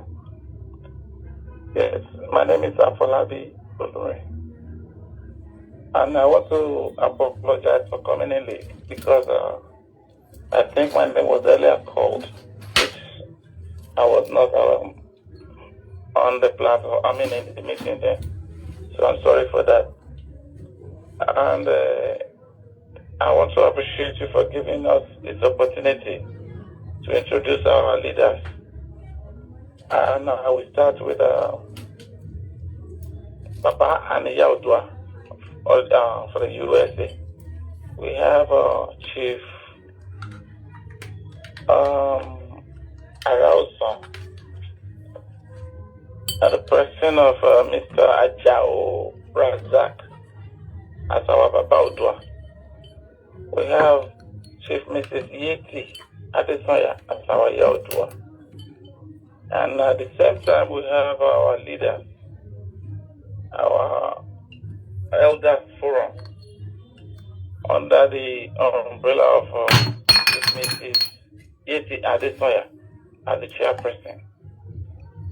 So we have Chief Taufik, he's also the Chicago coordinator. We have Honorable Alowole, she is our North America coordinator, she is our elder. We have Mr. Dixon, coordinator in Maryland. We have Chief Mrs. Alice Eniola, Igbareni. We have Chief Mrs. Florence Epi, she's also the North American Yaodua. We have Yaodua Worldwide, Chief Mrs. Modupe, and we have Chief Babala, Mr. Larry Aderoju. Those are our elder. And we have, I want to once again recognize all our coordinators from all the chapters we have. And I will start with my own coordinator here in Chicago, the president of Mr. Chief 𝗡𝗢𝗥𝗧𝗛, Chicago coordinator, Mr.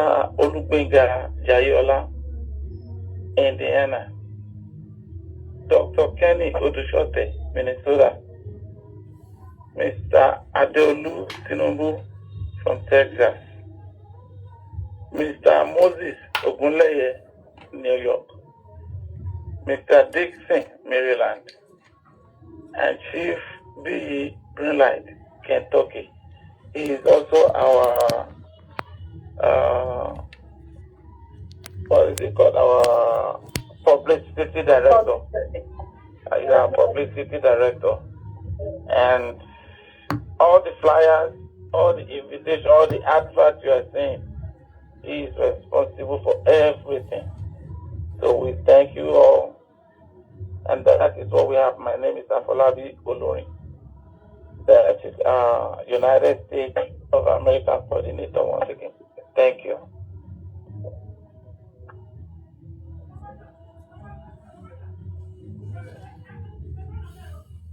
Thank you very much, sir. We appreciate you. Ladies and gentlemen, we are listening to our keynote speaker, and of course, we should be able to respond back by way of asking questions.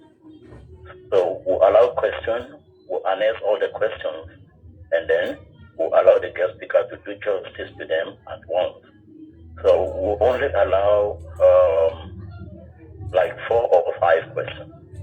Please, if you have a question, signify. And if there's any question that is on our platform right now, we'll put it up for answer.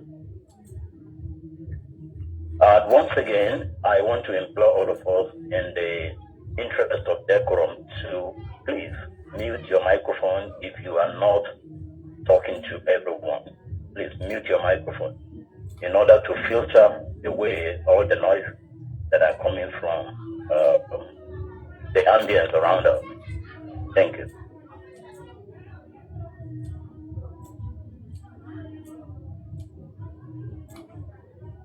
And as we are waiting for questions to come up, if you have any questions, please just signify by raising up your hand and we'll call you.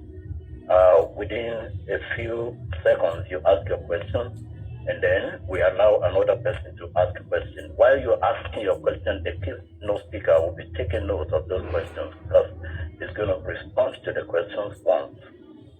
Thank you.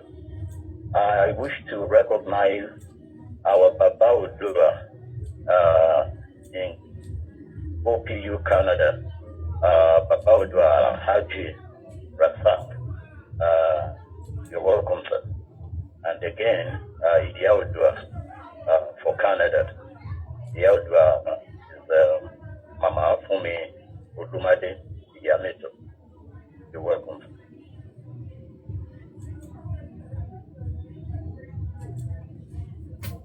In addition to that, I'm recognizing Baba Udua worldwide of 𝗡𝗢𝗥𝗧𝗛𝗡𝗥. You're welcome, sir.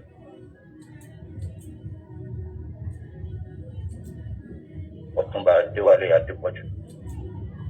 You're welcome, sir. If you have questions to ask, please let's see your hand raised.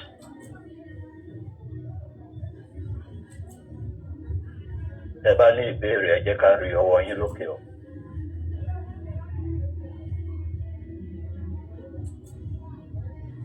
Ẹ ṣé,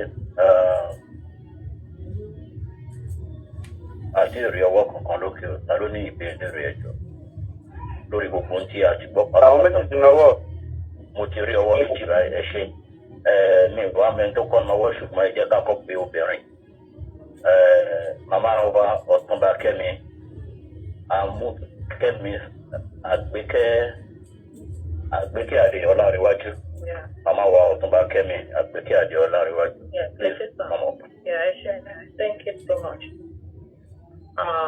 Ìbéèrè mi lọ sọ́dọ̀ wọ́n sọ nípa state policing. Tí nítorí a gbọ́ pé àwọn ṣẹ́nà ṣe ń pè àwọn ilé ńlá wọ́n sọ pé wọ́n fẹ́ implement nípa ọ̀rọ̀ state policing. So tí state police to become a reality, what measures should be put in place to ensure that community policing complements rather than conflict with existing security agencies like 𝗓𝗡𝗥𝗧𝗛 and other security outfits? To become reality, how ni kò ṣe wà in conflict with the existing ones? That is number one. Ìkejì tí mo fẹ́ bẹ̀rẹ̀ ni pé wọ́n sọ nípa ọ̀rọ̀ pé kí a tó lè conquer banditry and kidnapping ní ilẹ̀ Yorùbá, ipa àwọn traditional rulers wa àtàwọn leaders wa gbọ́dọ̀ fọwọ́sowọ́pọ̀. A dẹ̀bọ̀ pé ní gbogbo nǹkan tó ń ṣẹlẹ̀ ní àrò pé àwọn traditional rulers wa àti àwọn leaders wa wọ́n ready láti work together with each other nípa ọ̀tẹ̀ tó pọ̀ jù. So kí ni nǹkan tí a lè ṣe? Ọ̀nà wo ni àwa Yorùbá lè gbà fi ìrònú wa hàn láti jẹ́ kí kíní kò ṣeé ṣe? Ẹ ṣé. Ẹ ṣé púpọ̀, adúpẹ́. Mo nígbàgbọ́ pé Professor ti take note ìbéèrè yìí. Bàbá wa Olórogún Káyọ̀dé Ọ̀rẹ́nìsì, please go ahead with your question. Yeah, ṣé gan àwọn dúpẹ́ lọ́wọ́ yín, moderator. Lápapọ̀ fẹ́ kí leader wa Ìbà Dr. Ní Abíọ́dún Ádám lóògùn ọ̀fẹ́ o. Adúpẹ́ lọ́wọ́ yín fún gbogbo akitiyan yín o. Ẹ kú àṣeyẹ ayẹyẹ June ọjọ́ àná. Lẹ́dùnmáre a máa dúró tìlé àtọ̀nà yín. Ọ̀tá oníkà yín o. Yeah, mo dúpẹ́ lọ́wọ́ moderator wa, Professor Ẹ̀ṣẹ́gun. Mo dúpẹ́ lọ́wọ́ ṣe unpack everything.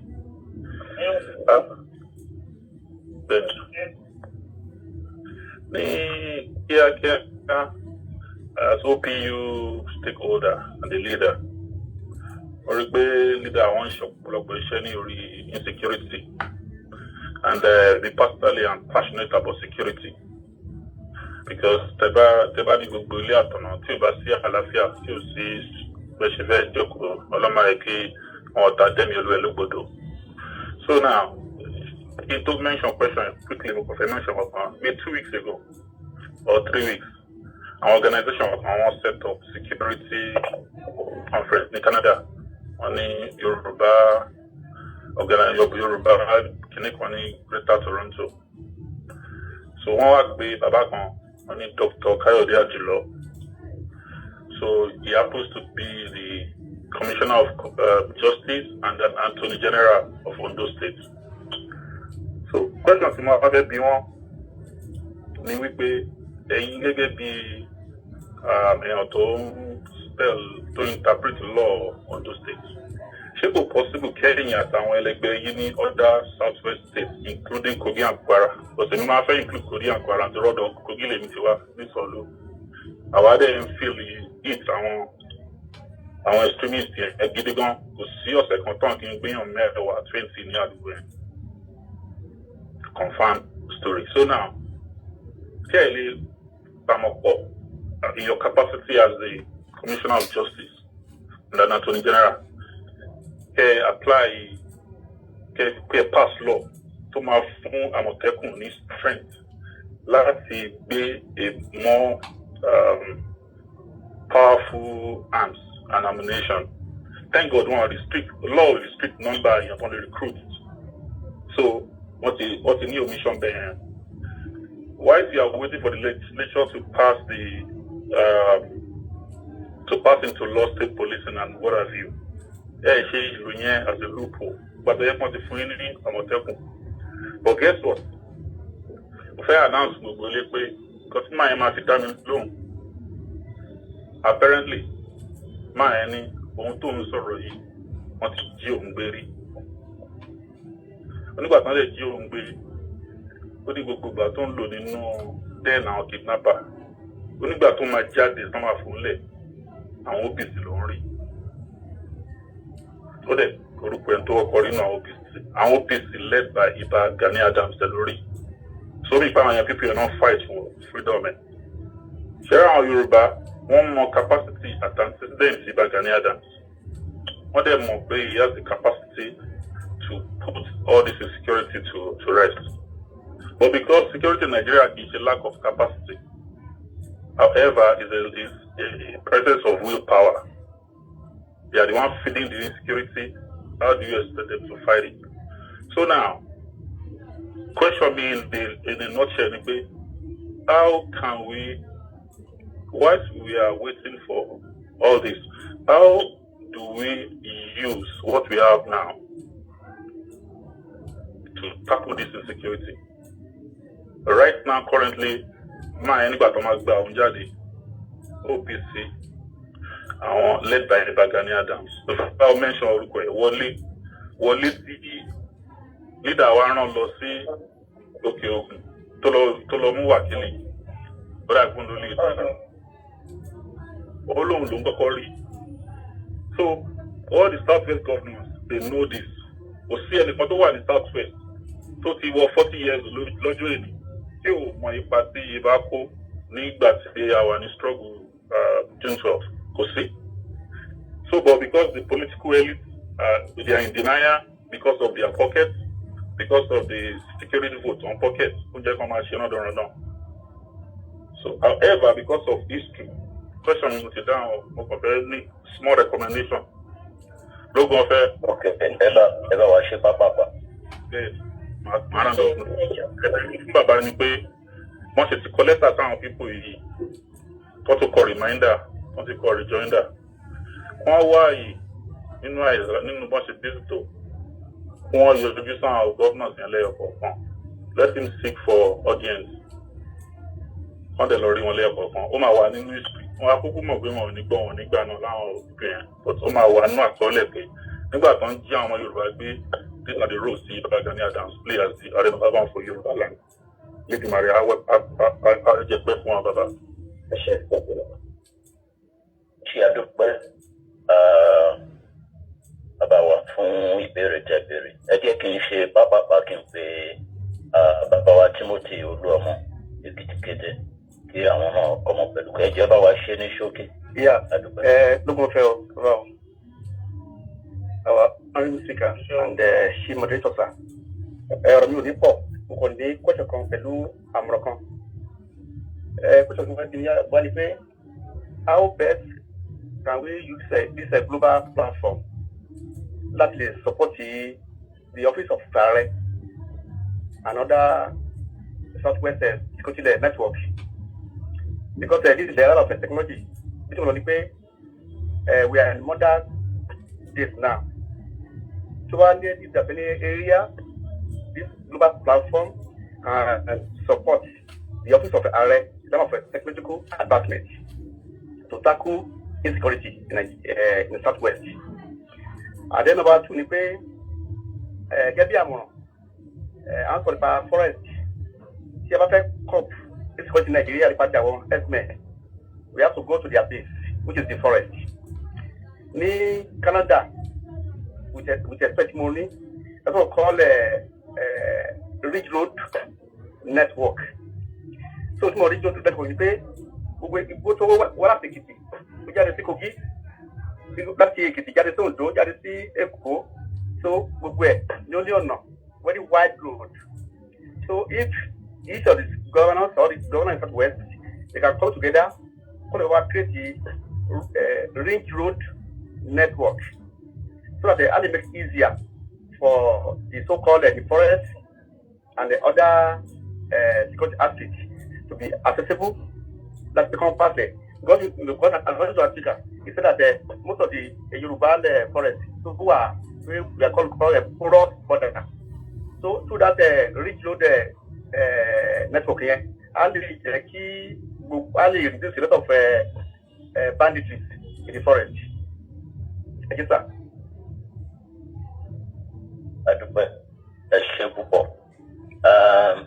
Mi wà bóyá tún rí ọwọ́ mi lókè nígbàrá wa lákòókò Princess Afọláyan ẹ kọ́ mọ̀ pẹ̀lú question yẹn bá wa ṣe pàpàpà láàrin ìṣẹ́jú àyà.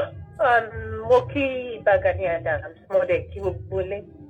Question mi tí mo ti máa ń ní ní mind látijọ́ yìí ni pé nǹkan tó ń ṣẹlẹ̀ yìí ó ti affect lifestyle wa, ó ti affect àwọn ọmọ tí à ń bí because gbogbo ọmọ wa ń sìn wọ́n ní fear àti lọ school, wọ́n ní fear àti bọ́ síta ń bẹ̀ yẹn.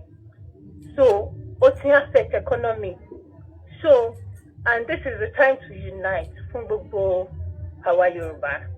So question ti máa ní ní mind ni mo bóyá sound good bó mi mọ̀. But mo kàn fẹ́ mọ̀ tí máa wò pé tí bá ní opportunity mi fẹ́ bèèrè lọ́wọ́ Ìbà Gani Adams pé ṣó possible kí wọ́n work pẹ̀lú Sunday Igboho mo ń try láti dárúkọ kíní tó ṣẹ̀ṣẹ̀ dá sílẹ̀.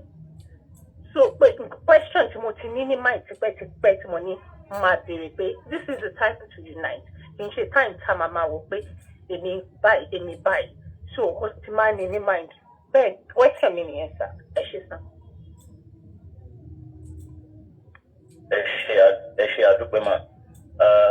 Once again, I want to seize this opportunity to implore all of us, there is no stupid question. There is no stupid question. Feel free to say your mind. Okay?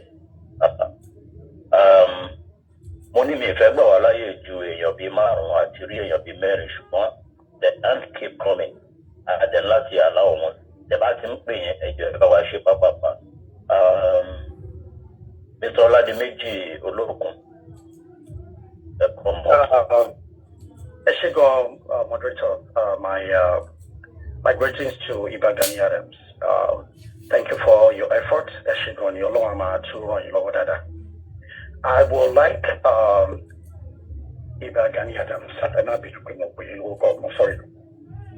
to explain a little bit.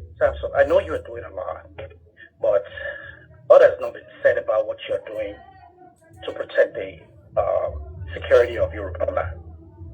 Can you, Tebale, explain a little bit? Because as it stands right now, most of us in the diaspora, like you said earlier, social media is everything that we see if we're not at home. I think this is a very good forum for you to say a little bit about what your group and you personally are doing to protect the security system in Yoruba land. Thank you, sir. Bye-bye.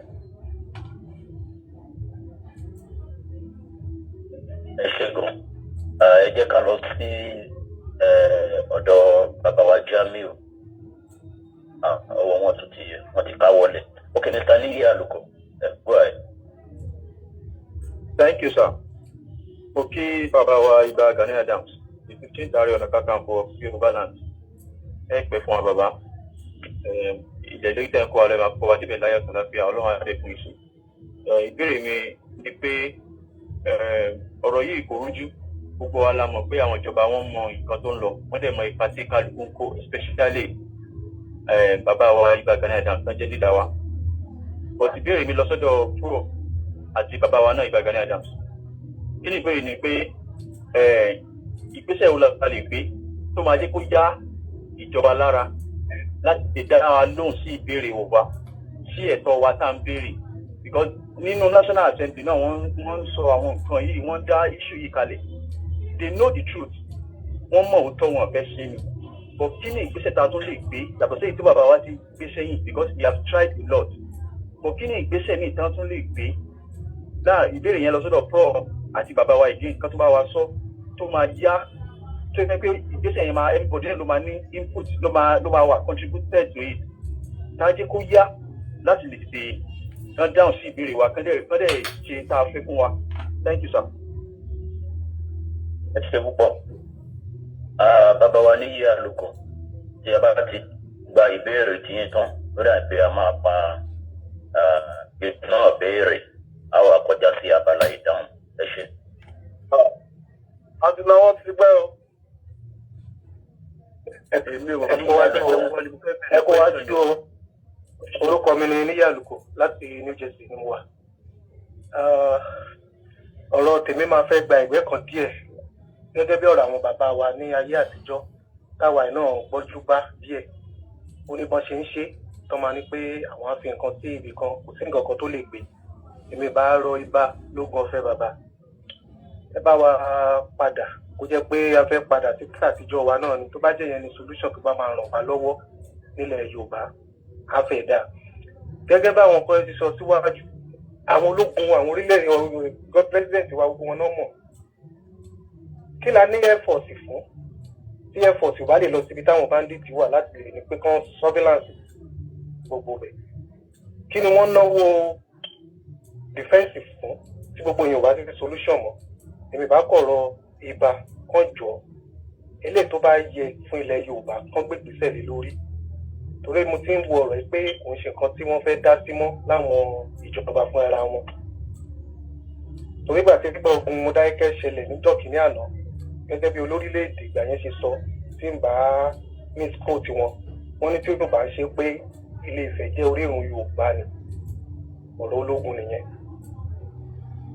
so ọjọ́ torí tọ́lọ́run ọkọ̀ tó bá mọ̀ ẹ̀ kó bá tọ́ láti ṣe ó dà pé ọ̀rọ̀ wọn ò fẹ́ gba wípé tabakọ̀ ń sọ̀rọ̀ láti ní bá ti ń sọ̀rọ̀ níbo tipẹ́tipẹ́ látàyè June 12 ìgbà ogun gbogbo June 12 àjọṣe gbogbo wàhálà yìí náà kò sí solution ṣé bá ti máa bá lọ níta máa sílẹ̀ fáwọn ọmọ tó tún bọ̀ lẹ́yìn mo lè rántí gbà yẹn náà lọ́hùn lálẹ́ láago 8 tí ó sì fòyà tí ó sì kankan ṣùgbọ́n sì mi ò lè dánwò mọ́ tẹni tó kàn òun ló mọ̀ àti mẹ́tò ìmọ̀ kàn lọ́la tẹnìkan bá dẹ̀rù pé bóyá àwọn sèfù àwọn ní security àwọn ṣe gbá nínú àwọn mínísítà ẹ̀sùn nǹkan tó ń pè ní RPG ní military àwọn sójà ọmọ ogun ìyẹn àwọn ọlọ́pàá wa wọ́n mọ̀ RPG kò síbi tán wà long range missile ní tán bá jù kò síbi tí ò ní lọ gbogbo àwọn sophisticated ló wà lọ́wọ́ àwọn people yìí sèmi dẹ̀ máa tún lọ bá ibà lẹ́ẹ̀kan sí ó ní bọ́n ṣe ja ogun Kírìjì ogun gbogbo tọ́jà láyé àtijọ́ tí ń sin ọkọ̀ tó ṣẹlẹ̀ ńlẹ̀ Yorùbá táàbù wà èmi bá rọ̀ wọ́n pé kán lọ bá àwọn lọ́ba wa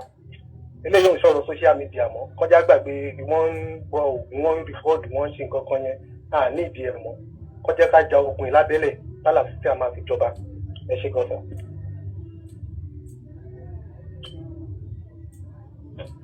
ẹ ṣe púpọ̀ bàbá wa tí wọ́n béèrè ìbéèrè tán ọ̀rọ̀ ńlá nù wọ́n ní bẹ́rù bá kọ òkè tó kọ lẹ́lẹ̀ ó níbi tí a gbé kà ọgbọ́n ó mọ̀ jẹ́ ti àwọn bàbá wa bàbá ńlá wa tí ààrẹ wa Ààrẹ Ọ̀nà Kakanfò pátápátá tí wọ́n ṣojú fáwọn bàbá ńlá wa tí wọ́n dúró fún àwọn ancestors wa ọgbọ́n ọmọ jẹ́ tiwọn ó mú kọ́ ọmọ jẹ́ tiwa ojú òní tí ń bàbá ọ̀rọ̀ nìyẹn. tí ò bá sí ìbéèrè mọ́ bẹ́ẹ̀ bí bàbá wa Victor Abọ́lárìndé wọ́n ní ìbéèrè tí wọ́n fẹ́ béèrè ẹ jẹ́ kí n gbà wọ́n láyè láti béèrè béèrè wọn. Thank you very much. Sincerely appreciate it. My issue is from history, it's obvious. Please unmute your microphone if you are not talking, please. Thank you. Go ahead, sir. My issue is, obviously, we've been talking about colonization of Nigeria based on history.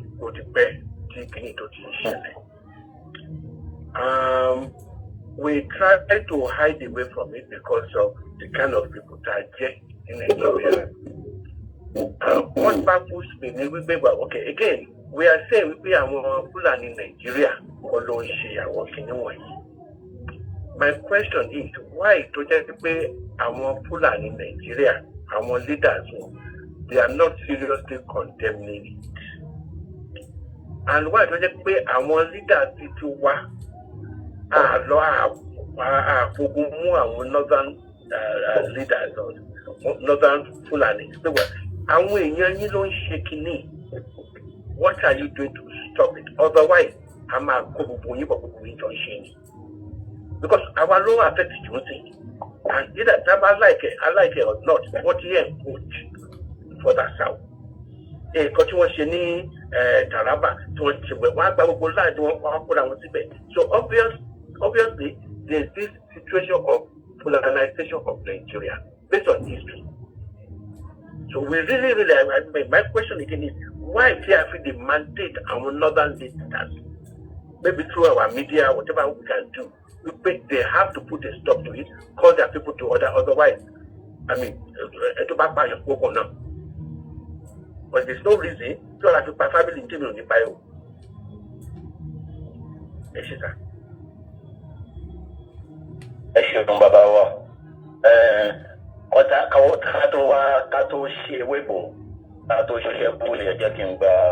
Baba wa James additional láyé wọ́n béèrè wọn bàbá ẹ má bínú tètè fura sí pé ẹ náwó sókè látẹ̀kùn ẹ ṣe.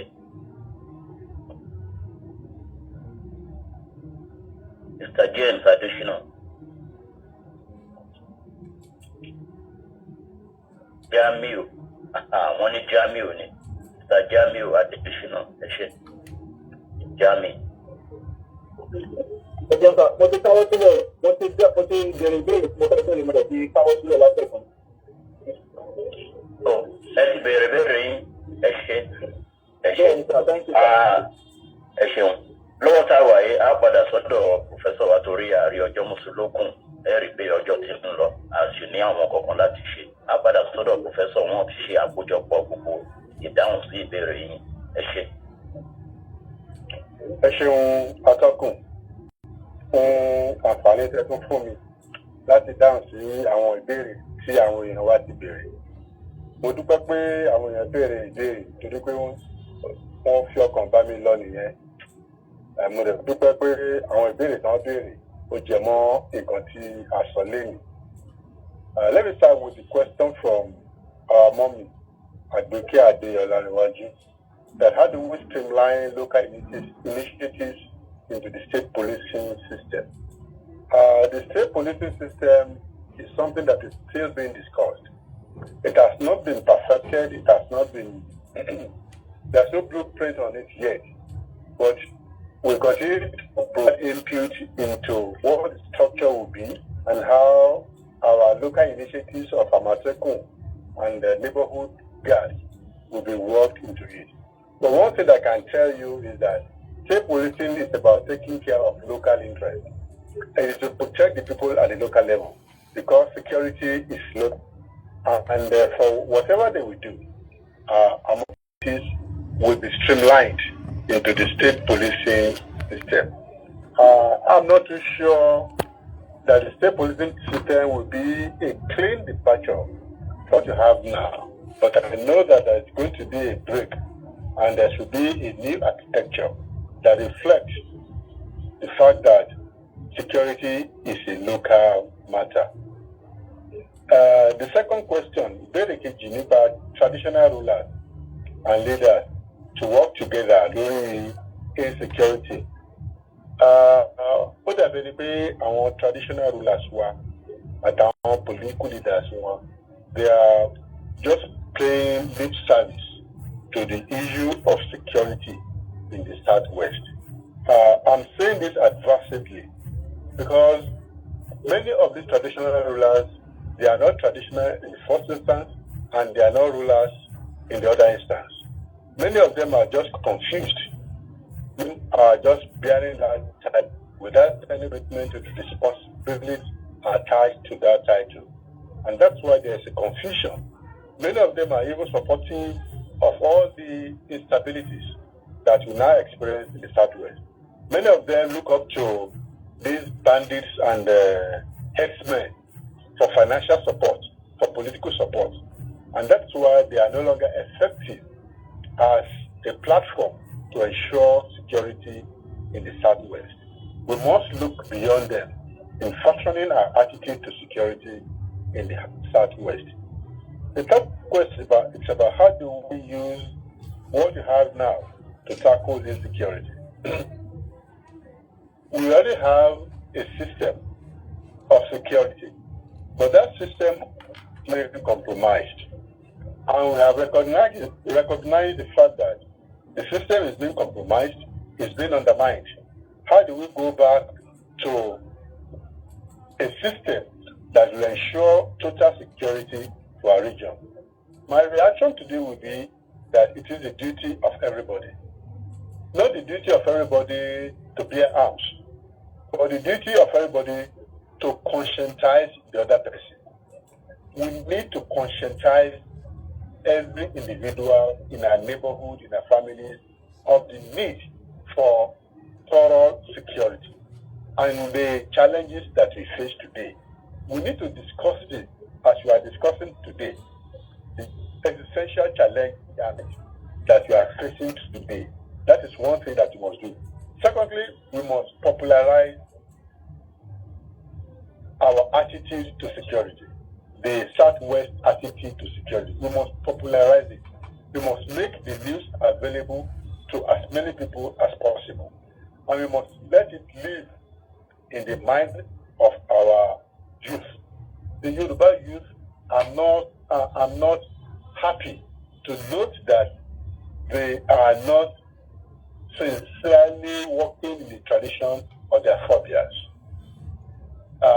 This hard instinct that they manifest as a result of what others are saying, and the tendency to be invoked and undermine whatever is Yoruba is fast eroding the confidence of our people in our youth and the capacity of our youth to protect Yoruba interests. It's like the Yoruba youth, they are unable to define and articulate the peculiar interests of the Southwest. They are being misled, they are being misguided, and they have to be worked upon. I wouldn't know what socialization methods we can use to bring back the best of Yoruba culture and to instill this in our youth. The major challenge to insecurity in Yoruba land is also as a result of the attitude of our youth to the best of Yoruba culture, to the best of Yoruba civilization, and to the best of Yoruba ideas. The youth, they are misled, they are misguided, and they are not focused on what should be the prime concern of every individual in the Southwest. The fourth question is about how best can we use the global platform that we all have to support the office of the Are to tackle insecurity in the Southwest. I think it's a question for the Are Iba to answer. But let me quickly add a little to it that the office of the Are is the Are of Yoruba land. It's a huge office. It is Yoruba-wide. And it is not just for the security of Yoruba land in terms of physical security. It's for the total security of Yoruba land, including Yoruba culture, Yoruba life, Yoruba environment, Yoruba language, and Yoruba in the next 10 generations to come. How do we now support this office? The way to do this is to continue to highlight the positive role and impact of the office of the Are.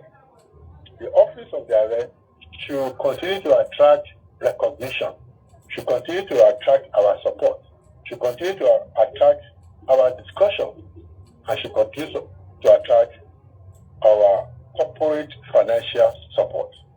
Because there are so many things that we can do to advance the best interests of this office and to ensure that the Are is empowered to carry out its constitutional responsibilities to Yoruba land.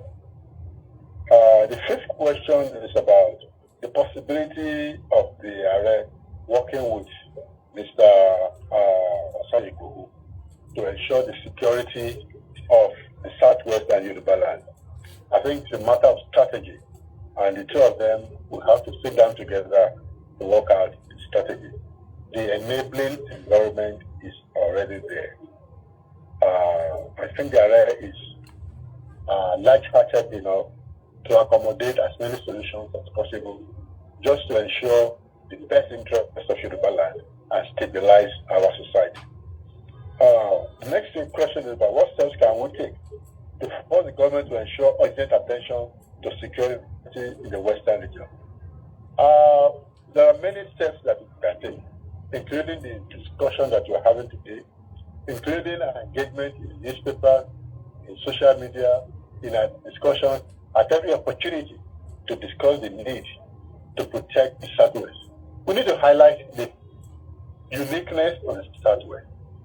We need to highlight the fact that instability in the Southwest is instability over Nigeria. We need to highlight that insecurity is capable of disrupting the economic life of Nigeria, starting from the Southwest. So the threat that we can talk is to continue to ring in the ears of those who are in power and on the corridors of power to ensure that Southwest receives unique attention. The Southwest is unlike other regions in terms of security. The Southwest must receive peculiar and unique attention. And this attention to be launched by the federal government, irrespective of what other regions will say. Then the newly created Southwest Development Commission must be aroused to take security as a matter of urgency. For a long time, we have not heard anything from them after the inauguration. What have they been doing? What is the urgency that they need to do now? And that's the way of forcing the federal government to pay attention to the issue of insecurity in the Southwest. Let us not allow those shedding crocodile ties to distract our attention from what is important to ensure security in the Southwest.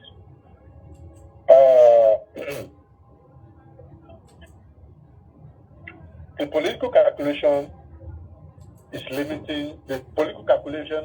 of the country is limiting the Yoruba request for special attention, because it will seem like those who are using insecurity to promote political interest are interested in destabilizing the Southwest politically.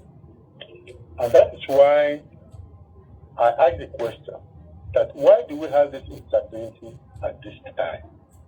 We are having this instability at this time because many of them are of the opinion that the people of the Southwest will not want to raise any eyebrow against the president who happens to come from the Southwest, in order not to disrupt or to compromise his attempt for a second term in office.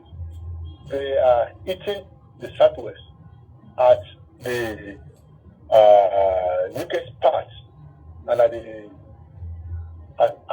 the time that the Southwest will not want to cause unnecessary question the capacity of the president to provide leadership. I'm sure that some people in the Southwest are being provoked. And I say this instability, the new phase of instability, as a provocation to demonstrate the fact that a leader from the Southwest is unable to provide security even for his own region, and to demarcate all efforts to promote the economic interest of the Southwest. I think it's a political game. And this political game must be properly understood. And if it is properly understood, then we can have our own political calculation and rise above this over-politicization of insecurity in the Southwest. Tabawo dada, a rí pé àwọn ọmọ ìyá wa tí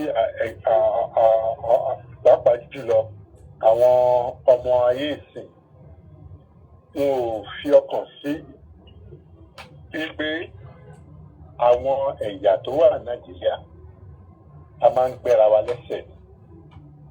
Nísìnyí tí a wà bẹ́ẹ̀, wọ́n rò pé tí àwọn bá dá wàhálà sílẹ̀ nílẹ̀ Yorùbá, tí Yorùbá dàbí ẹni pé kò lè dá ìjọba ṣe, á fún wọn ní orí ọ̀fẹ́ láti ṣe tí wọ́n bá fẹ́ ṣe pẹ̀lú ètò òṣèlú. Ṣùgbọ́n bẹ́ẹ̀ mi ṣe rí, ó dàbí ẹni pé a gbọ́dọ̀ wo òṣèlú gẹ́gẹ́ bí n tó máa mú ìdàgbàsókè wá fún agbègbè wa ni tí oníkálukú bá rí nínú òṣèlú ní tiẹ̀. Àbá tó dàbẹ́ ni pé ká máa wo Nàìjíríà gẹ́gẹ́ bí gbogbo wa ni dàbí pé ìtàn kò fìdí ẹ̀ múlẹ̀ fún bí àwọn èèyàn ṣe ń wo Nàìjíríà. Bàbá bẹ̀ wò dáadáa láti ìgbà tí àwọn òyìnbó amúnisìn tí wọ́n ti rí pé aṣíwájú ni ilẹ̀ Yorùbá ló ti dàbí pé wọ́n ti gbé ogun ti ilẹ̀ Yorùbá pé kí ilẹ̀ Yorùbá má lè mókè nítorí tí ilẹ̀ Yorùbá bá mókè gbogbo mùdùmúdù tí wọ́n ń rí ní apá bíi èyí jẹ́ tí wọ́n mọ́. Gbogbo tí Ọlọ́run fi ṣe ìkẹ́ fún ilẹ̀ Yorùbá ló dàbí ẹni pé wọ́n fẹ́ dojú ẹ̀ bolẹ̀. Ìdí nìyí tá a fi gbọ́dọ̀ mọ̀ pé ní tó ń ṣẹlẹ̀ yìí ó kọjá wọn ń gbé sùnmọ̀mí, ó kọjá wọn múyàn gba owó lọ́wọ́ ẹ̀. Ó wà ní ìdí pé wọ́n fẹ́ da ilẹ̀ Yorùbá rú, wọ́n fẹ́ da èdè wa rú, wọ́n lè fẹ́ fi àsìkò yìí gba ètò tí a mọ̀ ọ́ ṣe mọ́ wa lọ́wọ́.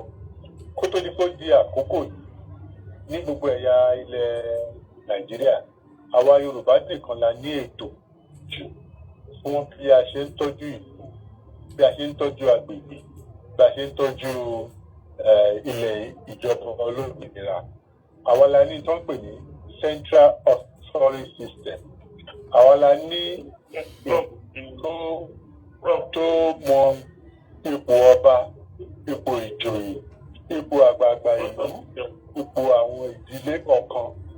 Ìdí nìyí tó fi jẹ́ pé ó rọ̀ wá lọ́rùn láti ṣe ìjọba lórí irú tó bá rí báyìí. Àwọn ẹ̀yà yòókù wọn ò ní àǹfààní wọ̀nyí, kò dẹ̀ sí nínú àṣà àti ìṣe wọn láti jẹ́ pé ó ṣeé ṣe fún wọn.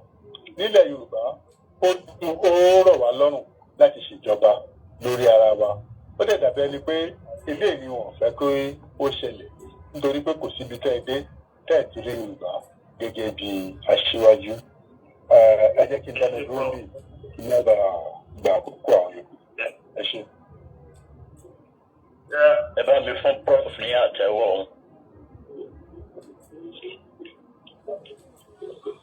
Pàápàá jùlọ lórí èdè abínibí wa tí wọ́n fi káàdì ìdáhùn ìbéèrè ńlẹ̀. Léyìí tó dùn lẹ́nu wọn mọ̀ràn-ìmọ̀ràn. Eléyìí gan-an ni a fi mọ̀ ọ̀jọ̀gbọ́n. Ọ̀jọ̀gbọ́n kan ò sí tí ò bá lè sọ èdè rẹ̀ dángájíá. Kódà ju èdè elédè lọ. Bàbá àgbè fún yín lẹ́ẹ̀kan sí yóò máa ju yín ṣe. Ní ìbàjẹ́. Ẹ ṣé púpọ̀. Ìdáhùn sí àwọn ìbéèrè wa láti gbọ́ yìí. Kódà pòfẹ́sọ̀ wọ́n fi ìdáhùn wọn ṣe oníbejì ni. Wọ́n tún ti dáhùn fún ààrẹ wa pàápàá lórí ìbéèrè tí wọ́n bí wọ́n. Ẹ ṣé gan ni. Lẹ́ẹ̀kan sí mo fi àsìkò yìí tọ̀wọ̀tọ̀wọ̀ tàpọ́nlé kí bàbá wa Alhaji Razak Ọláyíwọlá tí wọ́n jẹ́ bàbá Oòduà OPU Canada wípé wọ́n kú ìtẹ̀síwájú wọ́n dẹ̀ kú ẹ̀tọ́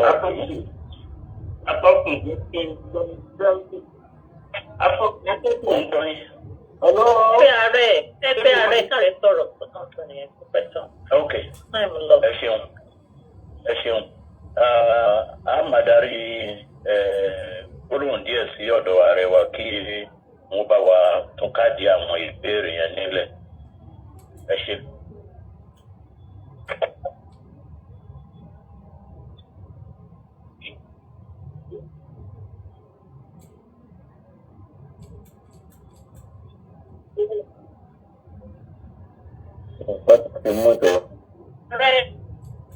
Ọmúta rẹ. Atọ́kùn iṣẹ́ ń gbọ́ mi. Ọmúta bẹ́ẹ̀ ni ló gbọ́ fẹ́ o. À ń gbọ́ yín. Prof ti bá mi ṣe ọ̀pọ̀lọpọ̀ iṣẹ́ tó yẹ kí nínú àwọn ìgbésẹ̀ tí wọ́n béèrè.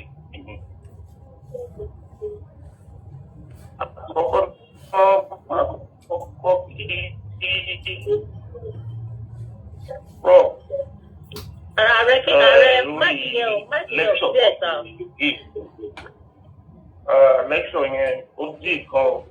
Network yẹn ò ní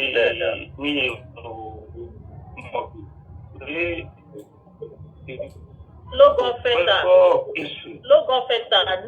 Máìkì yẹn à ń gbọ́nsìn ẹ̀ àti gbọ́nsìn. Hold on. Mo ní mi ò rò pé a professor of history only deep lórí security topic wey deep yẹn. And àwọn nǹkan tó ń sọ ọ̀nà àbáyọ rẹpẹtẹ mo sọ pé blueprint tó fi deliver election wọ́n jẹ́ kó tẹ̀ wọ́n lọ́wọ́. Wọ́n fi ọ̀nà àbáyọ púpọ̀ rẹpẹtẹ wọ́n fi kalẹ̀ nínú lecture kan give yìí. Wọ́n dẹ̀ sọ implication tí àbá ti fẹ́ ní staff. Èyí tí ó jómi lára nínú àwọn implication ẹ̀jọ̀ ni wípé tá a wá ṣọ́ra Southwest as industrial hubs ní Nàìjíríà gbogbo àwọn investors yẹn ti ń mú lọ sí Ghana. Tí a bá dẹ̀ wò Ogun State ti di investment destination báyìí gbogbo àwọn factory tí wọ́n rí ilẹ̀ Ìṣàgámù Ogun State òun náà lọ ń kọ́ factory sí àti industry. And tí àwọn yẹn bá kú ní Ogun State ó máa bẹ̀rẹ̀ bẹ̀ ní Ogun State seriously kó dẹ̀ máa bẹ̀rẹ̀ ní Yorùbá. And kí ló fà lórí ọ̀rọ̀ insecurity? Wọ́n dẹ̀ sọ̀rọ̀ lórí ọrọ̀ ajé. Ìyẹn mo tún wò pé point kiri ni pé tó bá di 6 o'clock àwọn èèyàn ò rí owó mọ́ torí pé ọ̀pọ̀lọpọ̀ ti máa sá wọlé pé kílẹ̀ má ṣùgbọ́n lórí ọ̀rọ̀ insecurity. Wọ́n wá sọ oríṣiríṣi ọ̀nà àbáyọ tí a lè gbà láti fi make sure pé a reduce insecurity yẹn. Gbàdọ́ máa conclude wọ́n ní state police àti community police wọn ló máa jẹ́ the major solution. Àwọn tí sọ̀rọ̀ lórí pé wọ́n restructure security architecture Nàìjíríà. Àwọn tó wá béèrè ìbéèrè ẹnìkan béèrè pé kí ni mo ti ṣe ó wà lára nǹkan tí mo ti sọ ní àkọ́kọ́. Bẹ́ẹ̀ bá fẹ́ gbọ́ nǹkan tí mo ti ṣe day by day mi ò lè káyé breakthrough tí OPC àti nínú àwọn ìlú kọ̀ọ̀kan bó ṣe ń bá yín sọ̀rọ̀ yìí.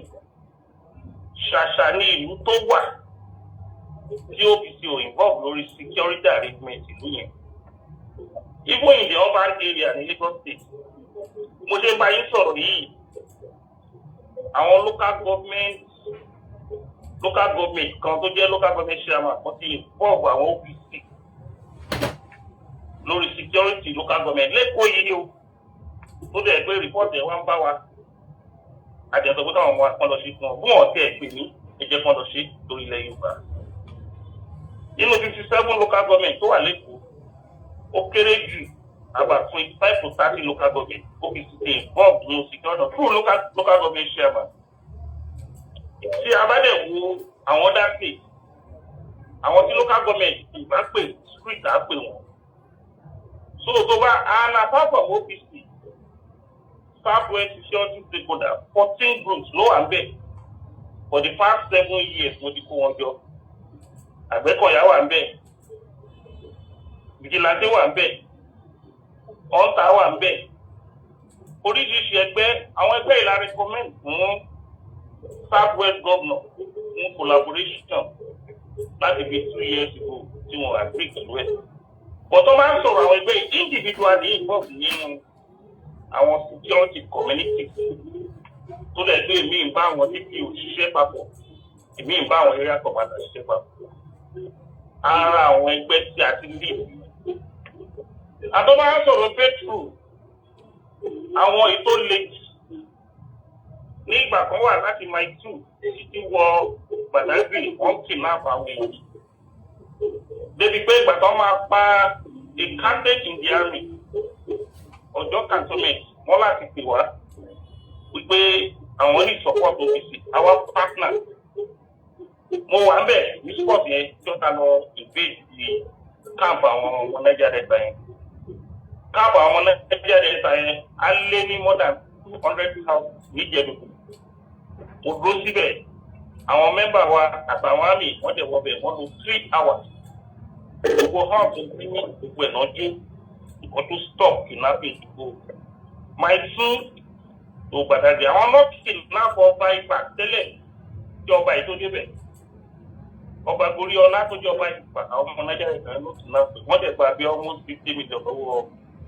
state government wọ́n tó fún wọn lẹ̀ ìgbà tó wá pa àwọn àmì làwọn àmì wá sí fún collaboration pé kárùn àwọn lọ́wọ́ Bàdó ní Ìkòròdú Bàdó ti wọ ìdajì Lagos state tó ti wọ part of Ogun state tó ń fi òkúta ńlá gbáyàn lórí tó ń fi ẹ̀jẹ̀ lọ ṣe ìdúnwó àwọn alákọ̀ọ́pẹ́ òkúta acting commissioner of police of Lagos state ẹ̀dà mo involve nínú ìyẹn náà directly wákìlì sí gbogbo àwọn tó Yorùbá ní ìjọba pariwo àwọn olè máa jọ̀nú ni 2 weeks mo dá fún àwọn èèyàn ọwọ́ kan láwọn mélòó tàbí sọ torí pẹ̀lú báyìí kọ́kọ́ sọ̀rọ̀ lákọ̀ọ́kọ́ ìkànnì yìí ti bẹ̀rẹ̀ pé kí làwọn nǹkan tó mo ti ṣe and a gbọ́dọ̀ ti máa repeat it èyí tẹ̀mí sọ yẹn mi ò sọ èyí tí local government coordinator ń ṣe mi ò sọ èyí táwọn state coordinator ń ṣe mi ò sọ èyí táwọn local government coordinator ń ṣe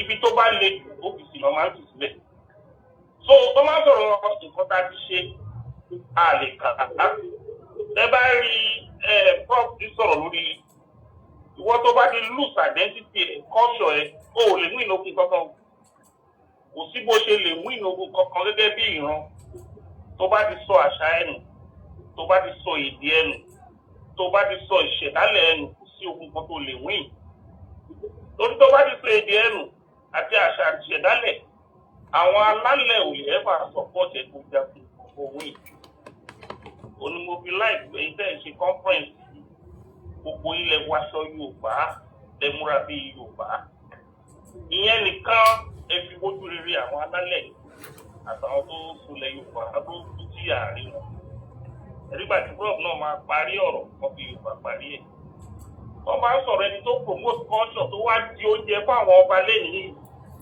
nígbà táwọn á bẹ̀rẹ̀ sí promote culture lẹ Yorùbá festival àwọn ẹlẹ́sìn akatakítí ti káwọn ọba lẹ Yorùbá mọ́ lẹ́pẹ́ wọn ò lè promote nǹkan tó ní ìlú wọn tó jẹ́ nǹkan ṣẹ̀dálẹ̀ wọn àwọn aláforípa kúrò olókun festival foundation 2002 precisely nígbà tá a ṣe tá a sọ sí ìbú 7 years àwọn ọba náà wájú wa lẹ́yìn báyìí àwọn ọba ló ń gba grant àwọn ọba ló ń gbowó lọ́wọ́ multinational àwọn ló ń rí owó lórí promotion of culture ju àwa tá a wà lẹ́yìn lọ wọ́n dáwọ́ ṣe tí wọ́n láti wọ́ owó à ń ṣe fúnlẹ̀ Yorùbá tó ní ọjọ́ iwájú wa èyí tó fi ti ṣe inú ẹ̀ gan ìṣe kéré tí wọ́n bá dẹ̀ ń sọ̀rọ̀ pé káàrí á sí nǹkan nílẹ̀ Yorùbá tí àwọn oníwèé ìròyìn bá kọ̀ fún ọ̀rọ̀ tó bá le jù nílẹ̀ Yorùbá wọ́n bá ti pèmí lórí fóònù pé àgàgà point wọ́n bá ti pèmí lórí fóònù pé we have urgent issue want to discuss kò tí mo pé nǹkan ti le jù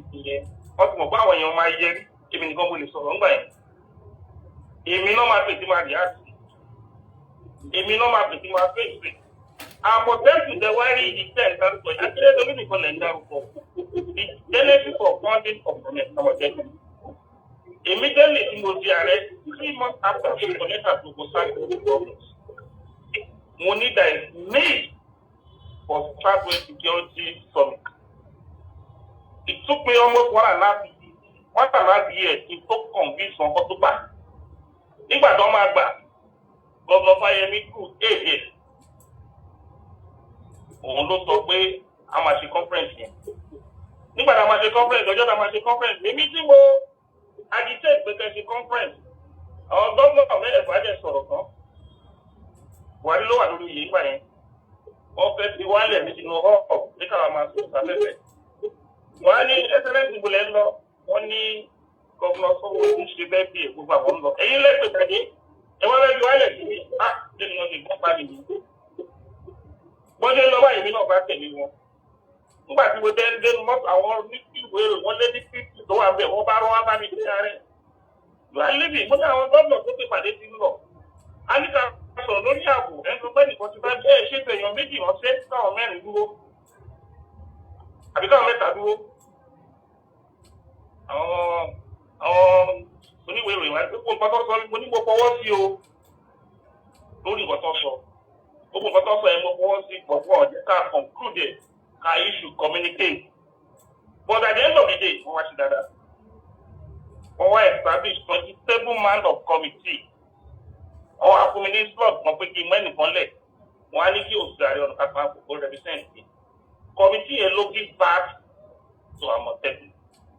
Nígbà tó give back to Àmọ̀tẹ́kùn, ìtẹ̀kùn tí bẹ̀ tún bà wọ́n lè gbé jáde.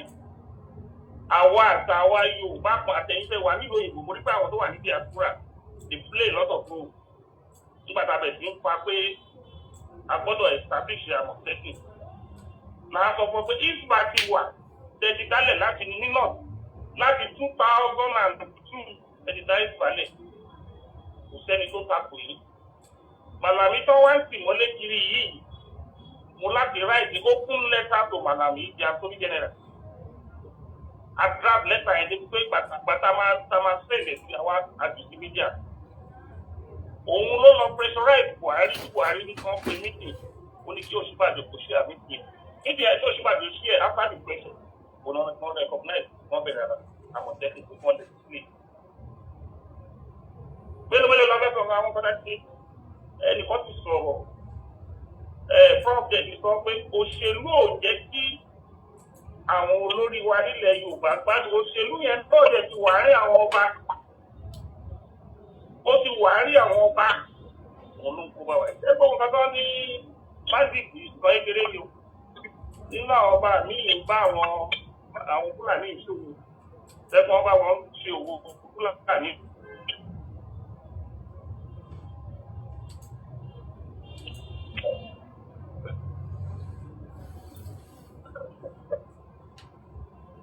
Internet direct lọ. Network ọ̀dọ̀ wọn ṣe bá kọ́. Wọ́n fi yẹn ò dáa. Fi wọn padà.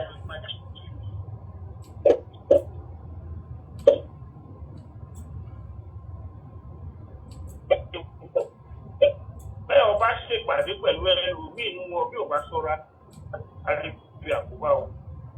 Wọ́n gbogbo ẹ̀bẹ̀ jùlọ ni wípé ó dẹ̀ máa ń jẹ́ kẹ́yàn sí mọ ọ̀nà àbáyọ.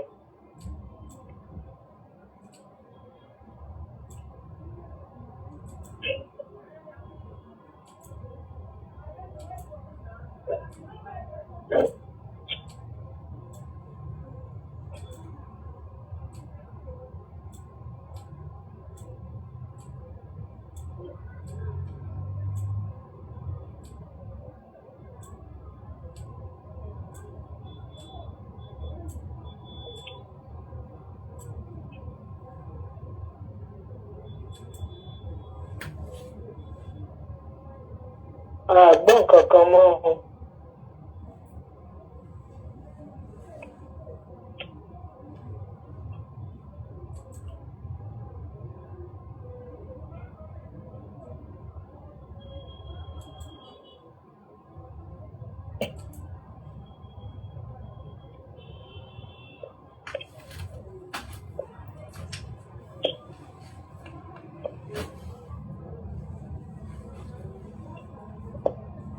Àgbọ̀nù ẹ má bínú nẹ́tíwọ̀kì ọ̀dọ̀ ààrẹ wa ní ó ń ṣe bákan.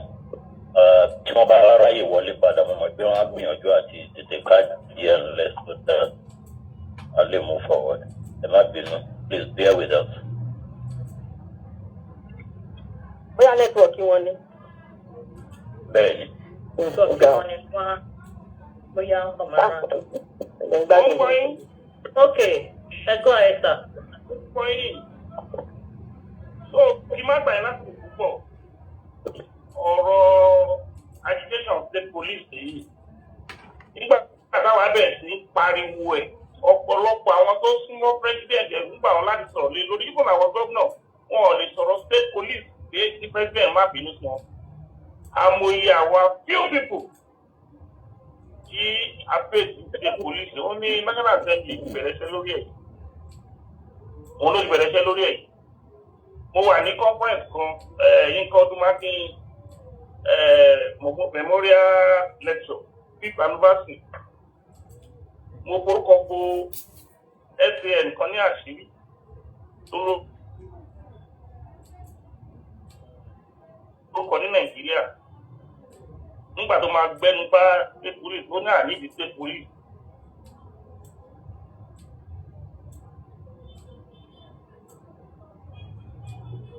Wọ́n láwọn gómìnà máa ṣílò mo ṣe ní àbá ní state police báwo la ti fẹ́ ká ò bá ṣọ́ra wa pẹ̀lú ìbọn tó dáa yàtọ̀ sí pòpò tí wọ́n jẹ́ kí Àmọ̀tẹ́kùn lo ìbọn gidi pòpò ló wà lọ́wọ́ Àmọ̀tẹ́kùn.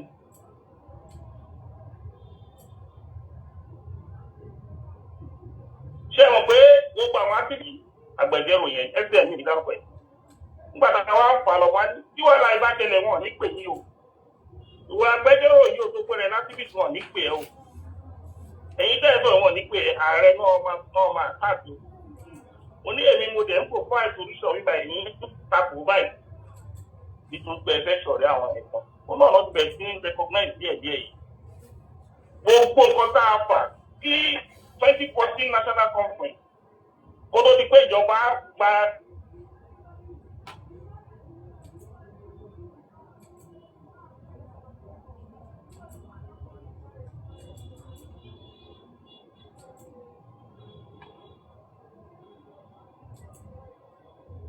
àṣìṣe national conference ẹ àfà fún 15 years tí Jonathan tó ṣe that conference Nàìjíríà ò níwà tó ṣe wáyé. Ṣáṣe ń wojú wo Nàìjíríà kọ́nà bá wo ìran tí wàá kápadà sílé àrò pé nǹkan gidi lè jáde ní bó ṣe lọ yìí torí àwọn Fúlàní ò jẹ́ ká mú fọwọ́ kò síbi tí Fúlàní bá ti fẹsẹ̀ múlẹ̀ wọ́n jẹ́ kó lè jẹ́ mú fọwọ́.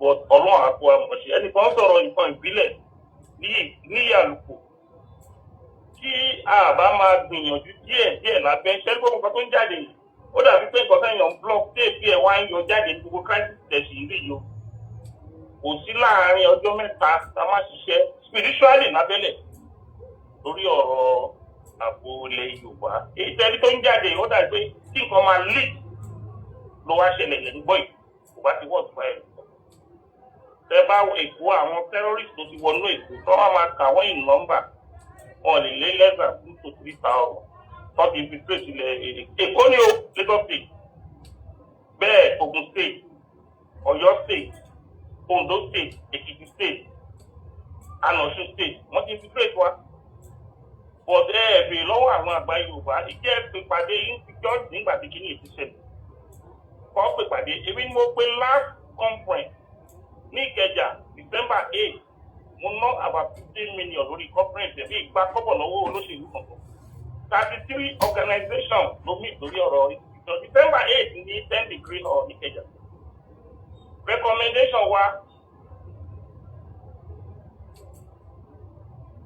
aju sí wọn sọ̀rọ̀ lé lórí tó bá wà power òun ló máa dáàbì nǹkan tó mọ̀ yẹn máa ṣèlú yẹn bí ò bá wá dáadáa lásìkò tiẹ̀ òun ló máa gbórúkọ but ìwọ̀n bá ní nǹkan tá a lè fi ṣe tí ìjọba ò bá àgbèsì wa ọ̀rọ̀ ìwé ní ìbẹ̀rẹ̀ lọ. ṣe ò ní àgbà last question. ẹ ṣe tán. ẹni tó bèèrè lọ́wọ́ bèèrè pé ó yẹ kí èmi àti Sunday Igboho jọ ṣiṣẹ́ papọ̀ kò sí ààrẹ tó máa ń dájú jagun ní ilẹ̀ Yorùbá kò sí ààrẹ tó máa ń dájagun bọ́dẹ̀ nǹkan tó ń ṣẹlẹ̀ ni pé àbúrò wa fẹ́ kírètì ànádá jagunjagun olórí ogun méjì kò dẹ̀ ń wà nínú ọ̀kan crisis máa wọnú ọ̀ràn yẹn tó bá bá mi tàbá àti ó yà wọ́n lọ di Ọ̀yọ́ mú àwọn tó wà lẹ́kìtì wọ́n lọ sí ẹlọ́tẹ̀kìtì mú àwọn tó wà lóńdó ẹ lọ sí Oǹdó mú àwọn alágbára tó wà lókùn state èyí ẹjọ́ Ògùn state mú alágbára tó wà ní Ọ̀ṣun ẹ̀dẹ̀ Ọ̀ṣun èmi gẹ́gẹ́ bí ààrẹ máa pọ̀ nílé ìdìbò yìí kò sí ààrẹ òǹtajagun wọ́n máa ń pín sọ́nà mẹ́rin fún àwọn alágbára ilẹ̀ Yorùbá ni ẹ lọ ka history látòòṣà gan òkú lágbára tó Àjàyí Ògbórí Ẹ̀fọ̀n tó jẹ́ second in command. Àjàyí Ògbórí Ẹ̀fọ̀n ní agbára ju látòsà lọ. Nígbà tí ààrẹ Ọ̀nà Kakanfò Àfọ̀njá wà lórí oyè, Oníkòyí bẹ́ẹ̀ lágbára ju Àfọ̀njá lọ. So kò sí ààrẹ kan tó máa ń dájagun jẹ́ níbi tí chief of defence staff dájagun rí tí ò ní àwọn èèyàn ní garrison tí ò ní structure.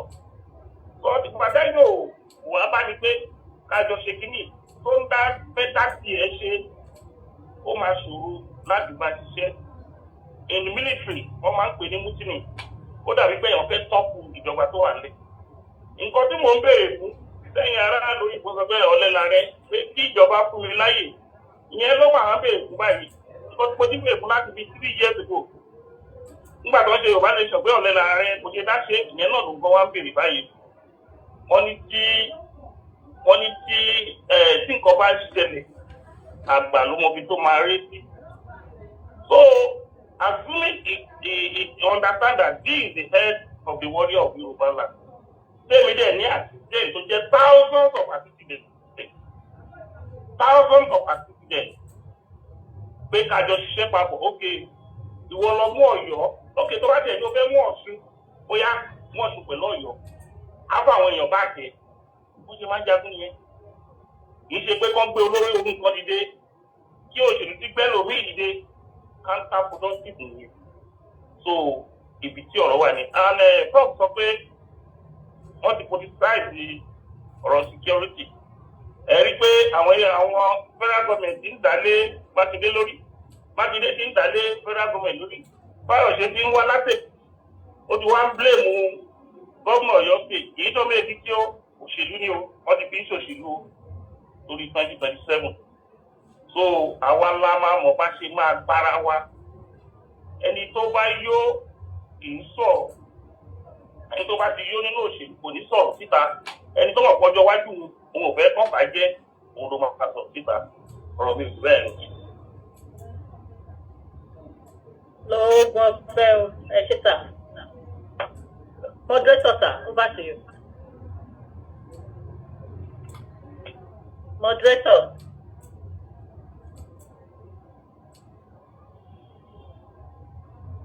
Moderator on mute. Moderator. Mute moderator. Wọ́n wà lọ́lẹ̀ mute lọ́dọ̀ wọn lọ. Bóyá wọn sí níbi tán wà yẹn. Gbọ́ gbogbo ń tà ń sọ.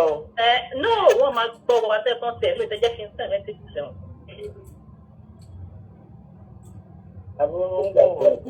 Ìyá wọn sí lọ́jọ́ mú.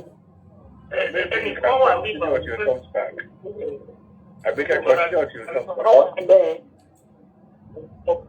Ọ̀gbẹ́ni Lárí Bánjọ from US. Ọ̀gbẹ́ni Lárí Bánjọ from US. Láti US, ẹ jẹ́ kán sọ̀rọ̀ lórí àwọn àgbà Yorùbá náà. Ọ̀gbẹ́ni Lárí Bánjọ arẹ́kọ̀tọ́ sí ẹ̀ káàbọ̀ sí eré ètò wa. Wọ́n náà dáhùn. Àyẹ̀yọ́ mi nì. A máa fún wọn ní babaláre àbọ̀láre Bánjọ ẹjọ́ bá wa sọ̀rọ̀ tó ẹjọ́ sísá ẹ bá wa sọ̀rọ̀ lórí àṣìbí lọ́tọ̀ ọba síbi tẹ̀ láti ṣe lọ bá wọn sọ̀rọ̀ lórí fọ́rọ̀. Ṣé tó ti èyí tó wà lẹ́bi ẹ bá wa sọ̀rọ̀ lórí àṣìbí. Lóògùn ọ̀fẹ́ o. Ẹ káàbọ̀ ọ̀gbẹ́ni. Mo kí lóògùn ọ̀fẹ́ gidi gan. Ẹ̀yin gbogbo èèyàn mi mo kí yín máa ṣe pápákọ̀ àtúrí mo mọ̀ pé Ọ̀túnba Kẹ́mi wọ́n ti ń rọ́ọ̀rì wá ọ̀.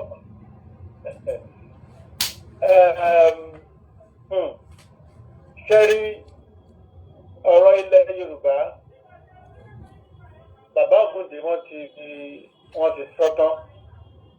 Ǹdẹ̀ dúpẹ́ lọ́wọ́ Prof náà bẹ̀rẹ̀ máa bá wọn sọ̀rọ̀ lẹ́yìn ètò yìí. Mo dẹ̀ dúpẹ́ lọ́wọ́ gbogbo ẹ̀yin tí ẹ ti péjọ látàárọ̀.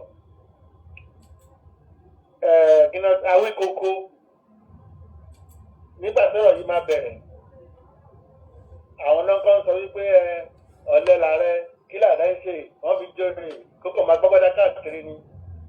Bẹ́ẹ̀ nígbà tí wọ́n ṣíná fún àbúrò wa Sunday kò sẹ́nibọ̀dì tó délé ẹ̀ láti sọ pé ń bolókù. Gbogbo àwọn bàbá kan tó ń pè ní alágbára kan tó wà ní níbi mòwe yẹn tó ń sọ pé tó bá ti lè mú Sunday báyìí wọn á bọ́ síta tó ń lọ sẹ́kọ̀ọ́ ìdè ló fẹ̀yìn fẹ́. Anyway, nǹkan tí à ń sọ Sunday náà ti ń rí sùn ó wà careful. Àwí kónkó nígbà tó dẹ̀ máa ṣe program rẹ̀ ó lé ẹ̀ down in a very highly commendable way. Ìgbẹ́ ẹ wá ẹ̀ ní lọ́dájágún yìí ó kí kátàdí pé wọn ò lè mẹ́yìn tó ń bá ṣe ẹni mẹ́wàá lè fi sí yín lọ́rùn ta ló fẹ́ sanwó hospital ó break it down so mo láti pè é kí n sọ fún pé nígbà tẹ́ ẹ sọ sàárẹ̀ ń jò ní ṣe create the same question òun fúnra ẹ̀ sìn wọ́n ti ń rí bẹ́ẹ̀ iṣẹ́ pọ̀ lọ́wọ́ wọn dáná ṣe o torí àwọn bloggers kan wà tí mo ti ń wá bí máa ṣe bá sọ̀rọ̀ olórí wọn lélẹ́yìn tó ń pè ní bàbá gbẹgẹdẹ ìmọ̀ yẹn àti bíbá gẹdẹ ìmọ̀ wọ́n bá tó ń pè wọn tí wọ́n ti máa ń jẹ wọ́n ti gbà rẹ o wọ́n ti sọ pé Gani eléyìí kìnnà ti ń porúkọ ẹ̀ Sunday ó máa pa rẹ o Gani sọ pé Adam Gani ààrẹ sọ pé Sunday máa pa àwọn kí ni gbogbo eléyìí àná eléyìí tí bá mọ̀ nínú wọn máa ń bá wọn sọ̀rọ̀ ẹjọ́ ẹ jẹ́ ká ṣiṣẹ́ lórí yẹn kí wọ́n ti ń pè kò sí bí Shina Peter ó ní ká tó dáyé kan tó bí bàbá wa ni wà ọ̀tẹ́ tí wà rí solution sí bá a máa gbìyànjú tiwa ni. So ẹ jọ ẹ má jẹ́ kí ó rẹwà ẹ má jẹ́ kó sú wa àwa ta ti ń dàgbà báyìí sometimes a máa ń wà discouraged. For example wọ́n ṣe June 12 mo mọ lára èèyàn kan pàṣẹ ọ̀gbẹ́ni lọ́rùn sáré lọ́rùn nípa tá à ń sọ̀rọ̀ June 12 wọn ò ní bàdárò kan mọ́ ẹ̀ wọ́n sọ pé àti ẹ̀ wáyé gbogbo àwọn tó ń dárúkọ lánàá àwọn tó ń bàtà ṣọ́jú wà bẹ́ẹ̀ àwọn ọ̀rẹ́ mi tó ń pọ̀ tó wà bẹ́ẹ̀ àwọn adá take over embassy ń bí ní Amẹ́ríkà wọ́n ti gbàgbé wa but we did not do it for that and I'm sure ààrẹ did not do it fún commendation àwọn olóṣèlú. However anybody tó bá lè jẹ́ ká ìjọṣẹ́ lórí àwọn kìnìún wọ̀nyí kán tẹ̀ gbé wọn ga kí ká gbéra wa lárugẹ kí gbogbo ọ̀tẹ̀ yìí kó lọ́lẹ̀ kò máa bẹ́tà fún wa mi ò ní sọ̀rọ̀ púpọ̀ jù ọ̀túnba kẹ́mi mo fi gbọ́dọ̀ mi ò pọ̀ ẹ ṣe òyà mẹ́tò mo dúpẹ́ lọ mo dúpẹ́ lọ. Thank you so much. Ẹ ṣe o ẹ fún àtúnṣe. Ẹ ṣe àdúpẹ́ àdúpẹ́ lọ́wọ́ àwọn bàbá wa tí wọ́n ṣe sọ̀rọ̀ ayẹ̀ ní sọ̀rọ̀ kan àdúpẹ́ lọ́wọ́ ààrẹ wa àti ọ̀gbẹ́ni Lánrè àwọn ni wọ́n dá pátì Gani Fáwẹ́hìnmí sílẹ̀ ní North America.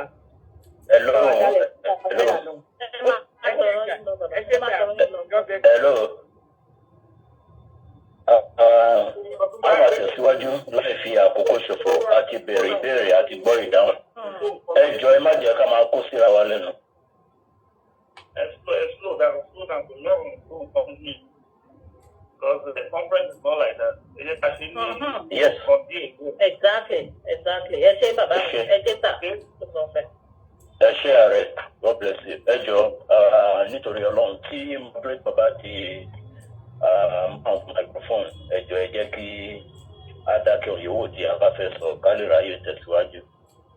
Báyìí a rí wípé àkókò wa ti lọ púpọ̀ ṣùgbọ́n ilé tó ṣe pàtàkì gan-an tá a torí ẹ̀ wá òun náà ni a ti ṣe yìí. Ọlọ́run ọba ọlọ́jọ́ ìrìn á dẹ̀jẹ̀ kí àlàáfíà jọba ní gbogbo orílẹ̀ wa pátápátá. Lágbára Ọlọ́run lè rí dàrúdàpọ̀ mọ́. Ogun tá a dẹ̀ sọ lé ní àgbàládùn àpé ìjọba wa wọ́n á mú lò ìjọba máa send communique yẹn sí iwájú wọn. Ẹ ṣe púpọ̀. Báyìí a máa pe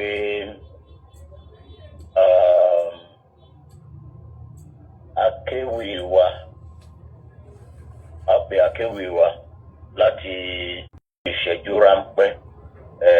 Ìṣẹ́jú díẹ̀ náà ni a máa fún yín torí àkókò wa ti lọ torí àwọn nǹkan yòówù tá a fẹ́ ṣe. A fún yín ní ìṣẹ́jú 10 against ìṣẹ́jú 15 tó wà níbí láti dá wa lára yá. Lẹ́yìn èyí a ó kọjá sí abala ìdáhùn àti ìbéèrè tí a fẹ́ ṣe ìdárayá. Ẹ ṣé. ayé mo dùgbà bọ́lọ́wọ́n bá. Àtẹ̀dá ayé mo dùgbà bọ́lọ́wọ́n bá tó lè kọ́kọ́rọ́ ayé lọ. Ìbá ni wọ́n mọ̀ bò ní jùmọ̀ parí ìjọba ìmọ̀lẹ́ àbárí ọmọ eléta àjíbọ̀rọ̀ tó ti gbàjàbọ̀. Bàbá mi mo kí bàbá wa o. Ìbá.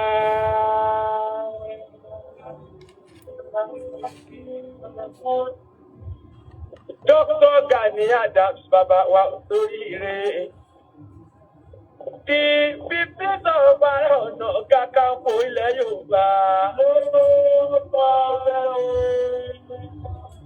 Ẹ̀sìn wọn ẹ̀kú àgbẹ̀dìdì ẹ̀sìn wọn ẹ̀kú àkọ́mọ náà wẹ̀ ṣe bẹ́ẹ̀ sí tolúṣèlú ayé. Mo kí ọ̀nà rẹ̀bù tó yìí ké alówó lè yá mi olórí rẹ̀. North America continent coordinator ìyá mi mo kì í yẹn kú àbí ìdíbalẹ̀ látẹ̀ẹ̀kan. Mo kí Prince Ọlásùnkànmí Adébáyọ̀ òjò jẹ́ bàbá mi moderator wà ní ọjà rí lórí ire bàbá onínú rí abiwá tútù bí àdàbà. Mo kí Professor Akin Adépọlá Làó. Keynote speaker bàbá mi mo kì í yẹn kú àbí ìdíbalẹ̀ látẹ̀ẹ̀kan. Ìyáàfin Victoria Jáàmọ̀ láyà o, General Secretary OPU USA mo kí yín o. Ọ̀túnba Adéṣẹ́wà o, Kẹ́mi Àgbékẹ́ Ọlárẹ̀wájú, General Secretary OPU North America yeye mi mo kí yín kú àbí ìdíbalẹ̀ o. Ìyá mẹ́sàn-án, ìyá mi fún mi Olúmadé Organizing Secretary OPU North America ẹ̀kọ́ àbìdíbalẹ̀ látẹ̀ẹ̀kan. Chief Mrs. Ọmọ́túndé Balógun Program Director OPU North America. Ìyá mi mo kí yín o. Èmi Lọ́lá Adédìrí General Secretary OPU Canada ẹ̀ mọ̀ dání kọjọ́ ra wọn. Ọ̀túnba mo kí yóò lérè sáńjọ ẹ̀kú àbìdíbalẹ̀ láàrin wa. Abilékọ Abọ́lákẹ́ o, Abíọ́lá Alárápé o, Adébísí Ọ̀sìn, Afọlábí Olúriyìn o, Akin. Alájà bọ́ tìmọ́tì alákà alájà Títílayọ̀ Sànúsí. AMB mo kí yẹ ẹ̀kú àbìdíbalẹ̀ láàrin ìwà ọjà rèé. Àṣìá coordinator mo kí yín o, báre jí o gbódù ẹnu mi dáadáa o, bàbá Odùa North mo kí yín o, Chief Mrs. Ọmọ́túndé yèyé bò wá mo kí yín ẹ̀kú àbí ìdíbalẹ̀ láàrin ìyín wa. Mo wá fi gbogbo àwọn èèyàn wọ̀nyí mo fi kí gbogbo wa pátápátá o. Ẹkú bẹ́ẹ̀ tí ń gbàṣà láró òkú kẹ, ẹkú bẹ́ẹ̀ tí ń dáàbò bò wá Olódùmarè oníjọ́ tán fún yín láyé.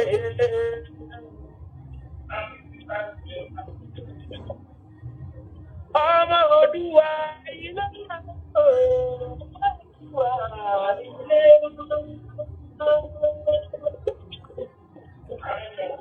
ọmọ Odùwà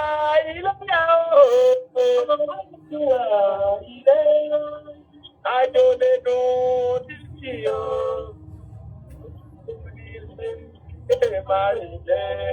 Ọmọ Odùwà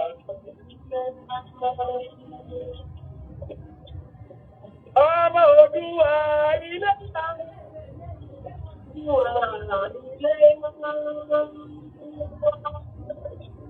ọmọ Odùwà ilé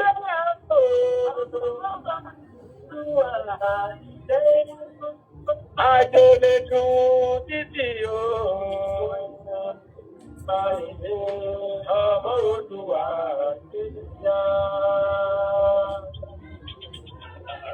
Yorùbá ni wá o, Yorùbá ni wá o, ẹni pé wá lódùdú wa ò kéré. Yorùbá ni wá o, Yorùbá ni wá o. Yorùbá ni wá o.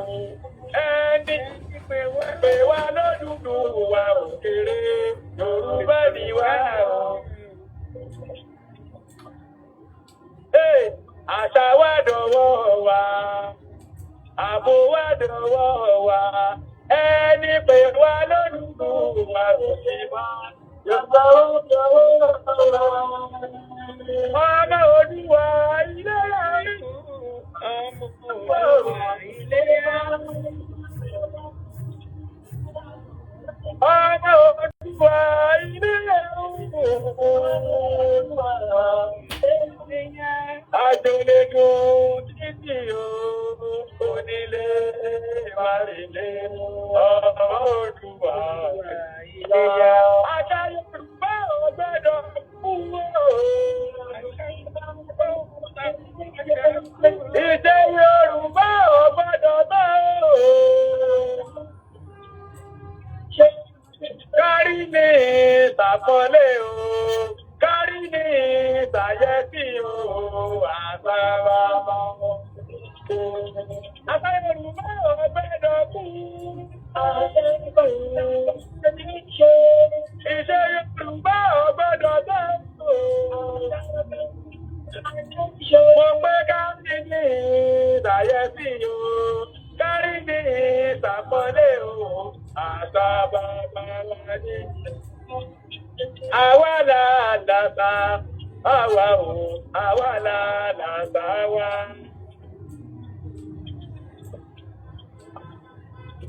Àwa là làṣà, àwa o, àwa là làṣà wa.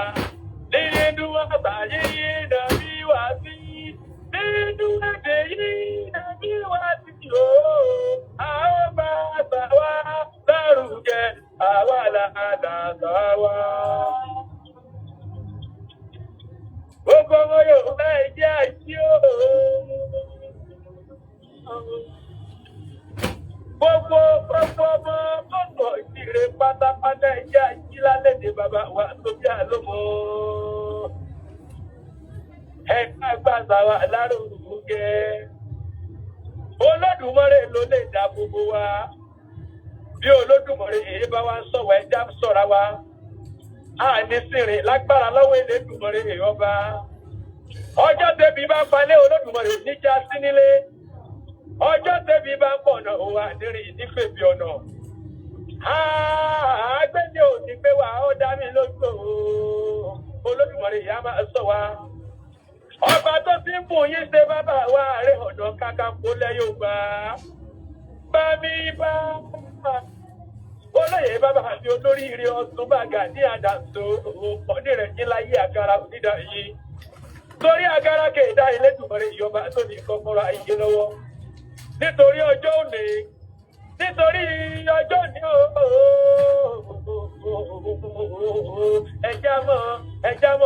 ẹjá mọ̀ báwọn bàbá wa tó bí àlọ́mọdé.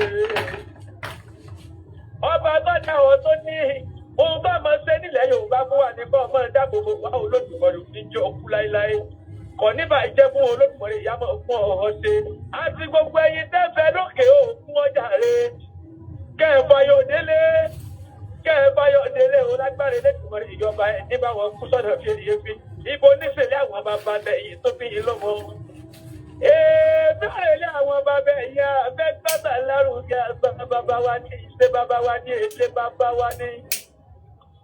Àṣà bàbá wa ò gbọ́dọ̀ bàjẹ́ o, ó torí ẹ̀yìn bàbá wa tó fi àtọmọ. Ẹ̀yin lẹ bí a, ẹ̀yin ni bàbá wa, ẹ̀yin ni yèyé wa ọ̀dà mi lójú.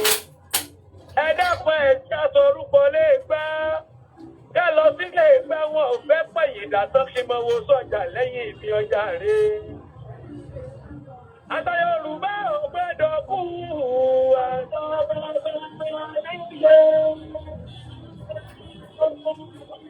Ìṣe Yorùbá ò gbọ́dọ̀ báwù. Kárí ní ìṣàpọ̀lé o. Kárí ní ìṣàyẹ̀sí o. Àṣà bàbá. Wípé Yorùbá ni wá o. Yorùbá ni wá o. Ẹni pé wá lójútùú wa ò kéré. Yorùbá ni wá o. Yorùbá ni wá o. Yorùbá ni wá o. Ẹni pé wá lójútùú wa ò kéré. Yorùbá ni wá o. Àṣà wa dọ̀wọ́ wa. Èdè wa dọ̀wọ́ wa. Ẹni pé wá lójútùú wa ò kéré. Àṣà wa dọ̀wọ́ wa.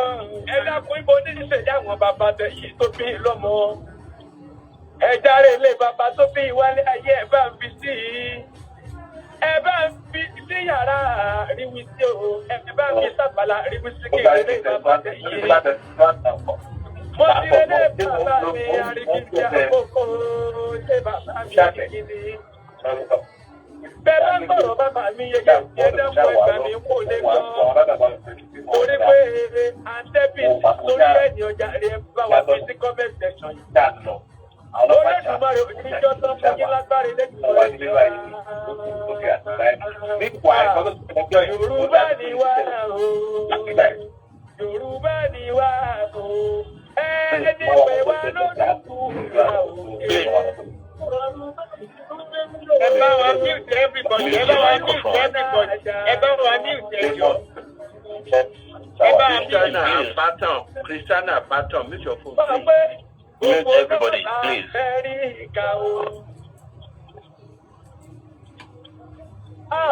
Òbí Canada, òbí sí Nàìjíríà, ọba òkè àtúbọ̀ ràn yín lọ́wọ́. Òbí Canada, òbí Canada o.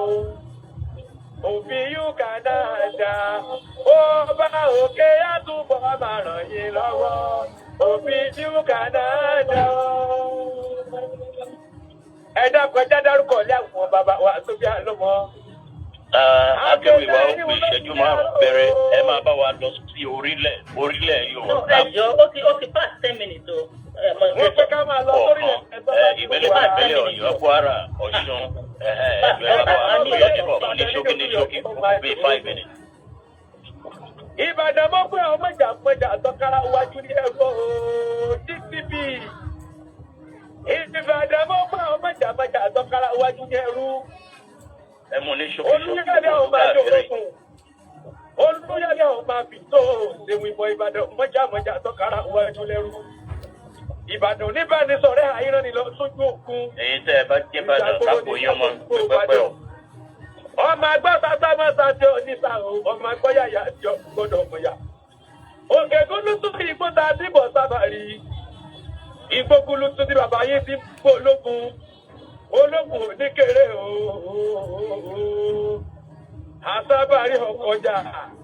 Ìjọba ti jọ ọjà kájọ náà sẹ́pà sábà rí bó bá ti jó eré ẹja jọ náà sẹ́pà ológun. Èèbò dúdú ni bàbá yín kí ibò àsábà rí. Èèbò dúdú ni bàbá yín kí ibò ológun. Màrí máa bọ̀gun, Ìbàdàn ìlú Òjò, ìlú Àjàyí, ìlú Ìsìnkúnlé, ìlú Ògúnmọ́lá, olódò gbogbo kẹrin lójú ogun, ọwọ́ kẹ̀mbẹ̀rẹ̀ bí ìjà. Àgbàlá Ògúnmọ́lá, ojú oko bá bẹ́ẹ̀ lómi lọ. Àgbàlá Ògúnmọ́lá ti tó gbogbo sáré. Olóògbé máa lè lọ́gbọ́n yọkẹ́ ọmọ agbọ́n kékeré ẹ̀yìn pọ́nmọ́. Òjò lárùn mi wẹ̀ nílé àrọ́nú lálẹ́ ìdè bàbá tóbi ìwálé ayé. Ẹjẹ́ lọ sóde tọ̀ọ̀fà.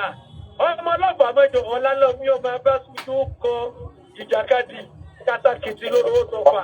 Irú bí ayé lọ́jọ́ tí ogun jà lé èmi ọ̀kan náà. Lọ́jọ́ tí ogun jà lọ́pàá nílé ọlálọ́mí ogun ọba ti okun ọlẹ́rú lọ lé bàbá tó fíyẹn lọ́mọ ìjà ọ̀rẹ́ mi. Kéèyàn mọ̀sẹ̀ làmí.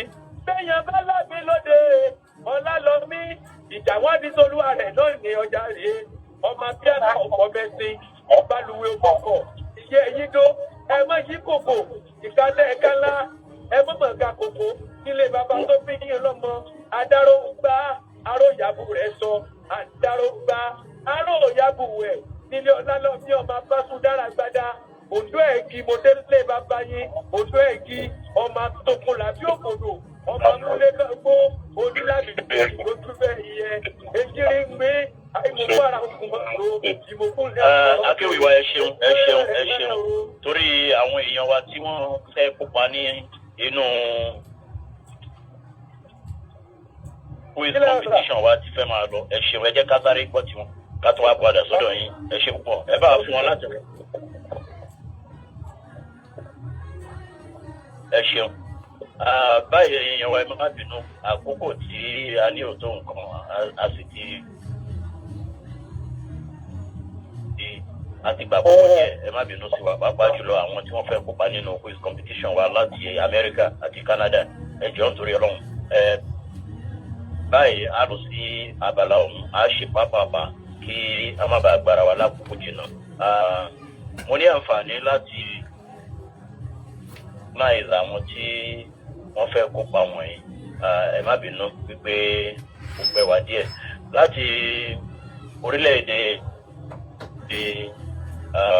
United States of America a rí bàbá wa Chief Akin Ọmọkẹ́mi bákan náà la rí Princess Ṣèyí Oyèwálé àti Chief Ọbani Greenlight ẹ bá mi fún àwọn mẹ́tẹ̀ẹ̀ta ní àtẹ́wọ́.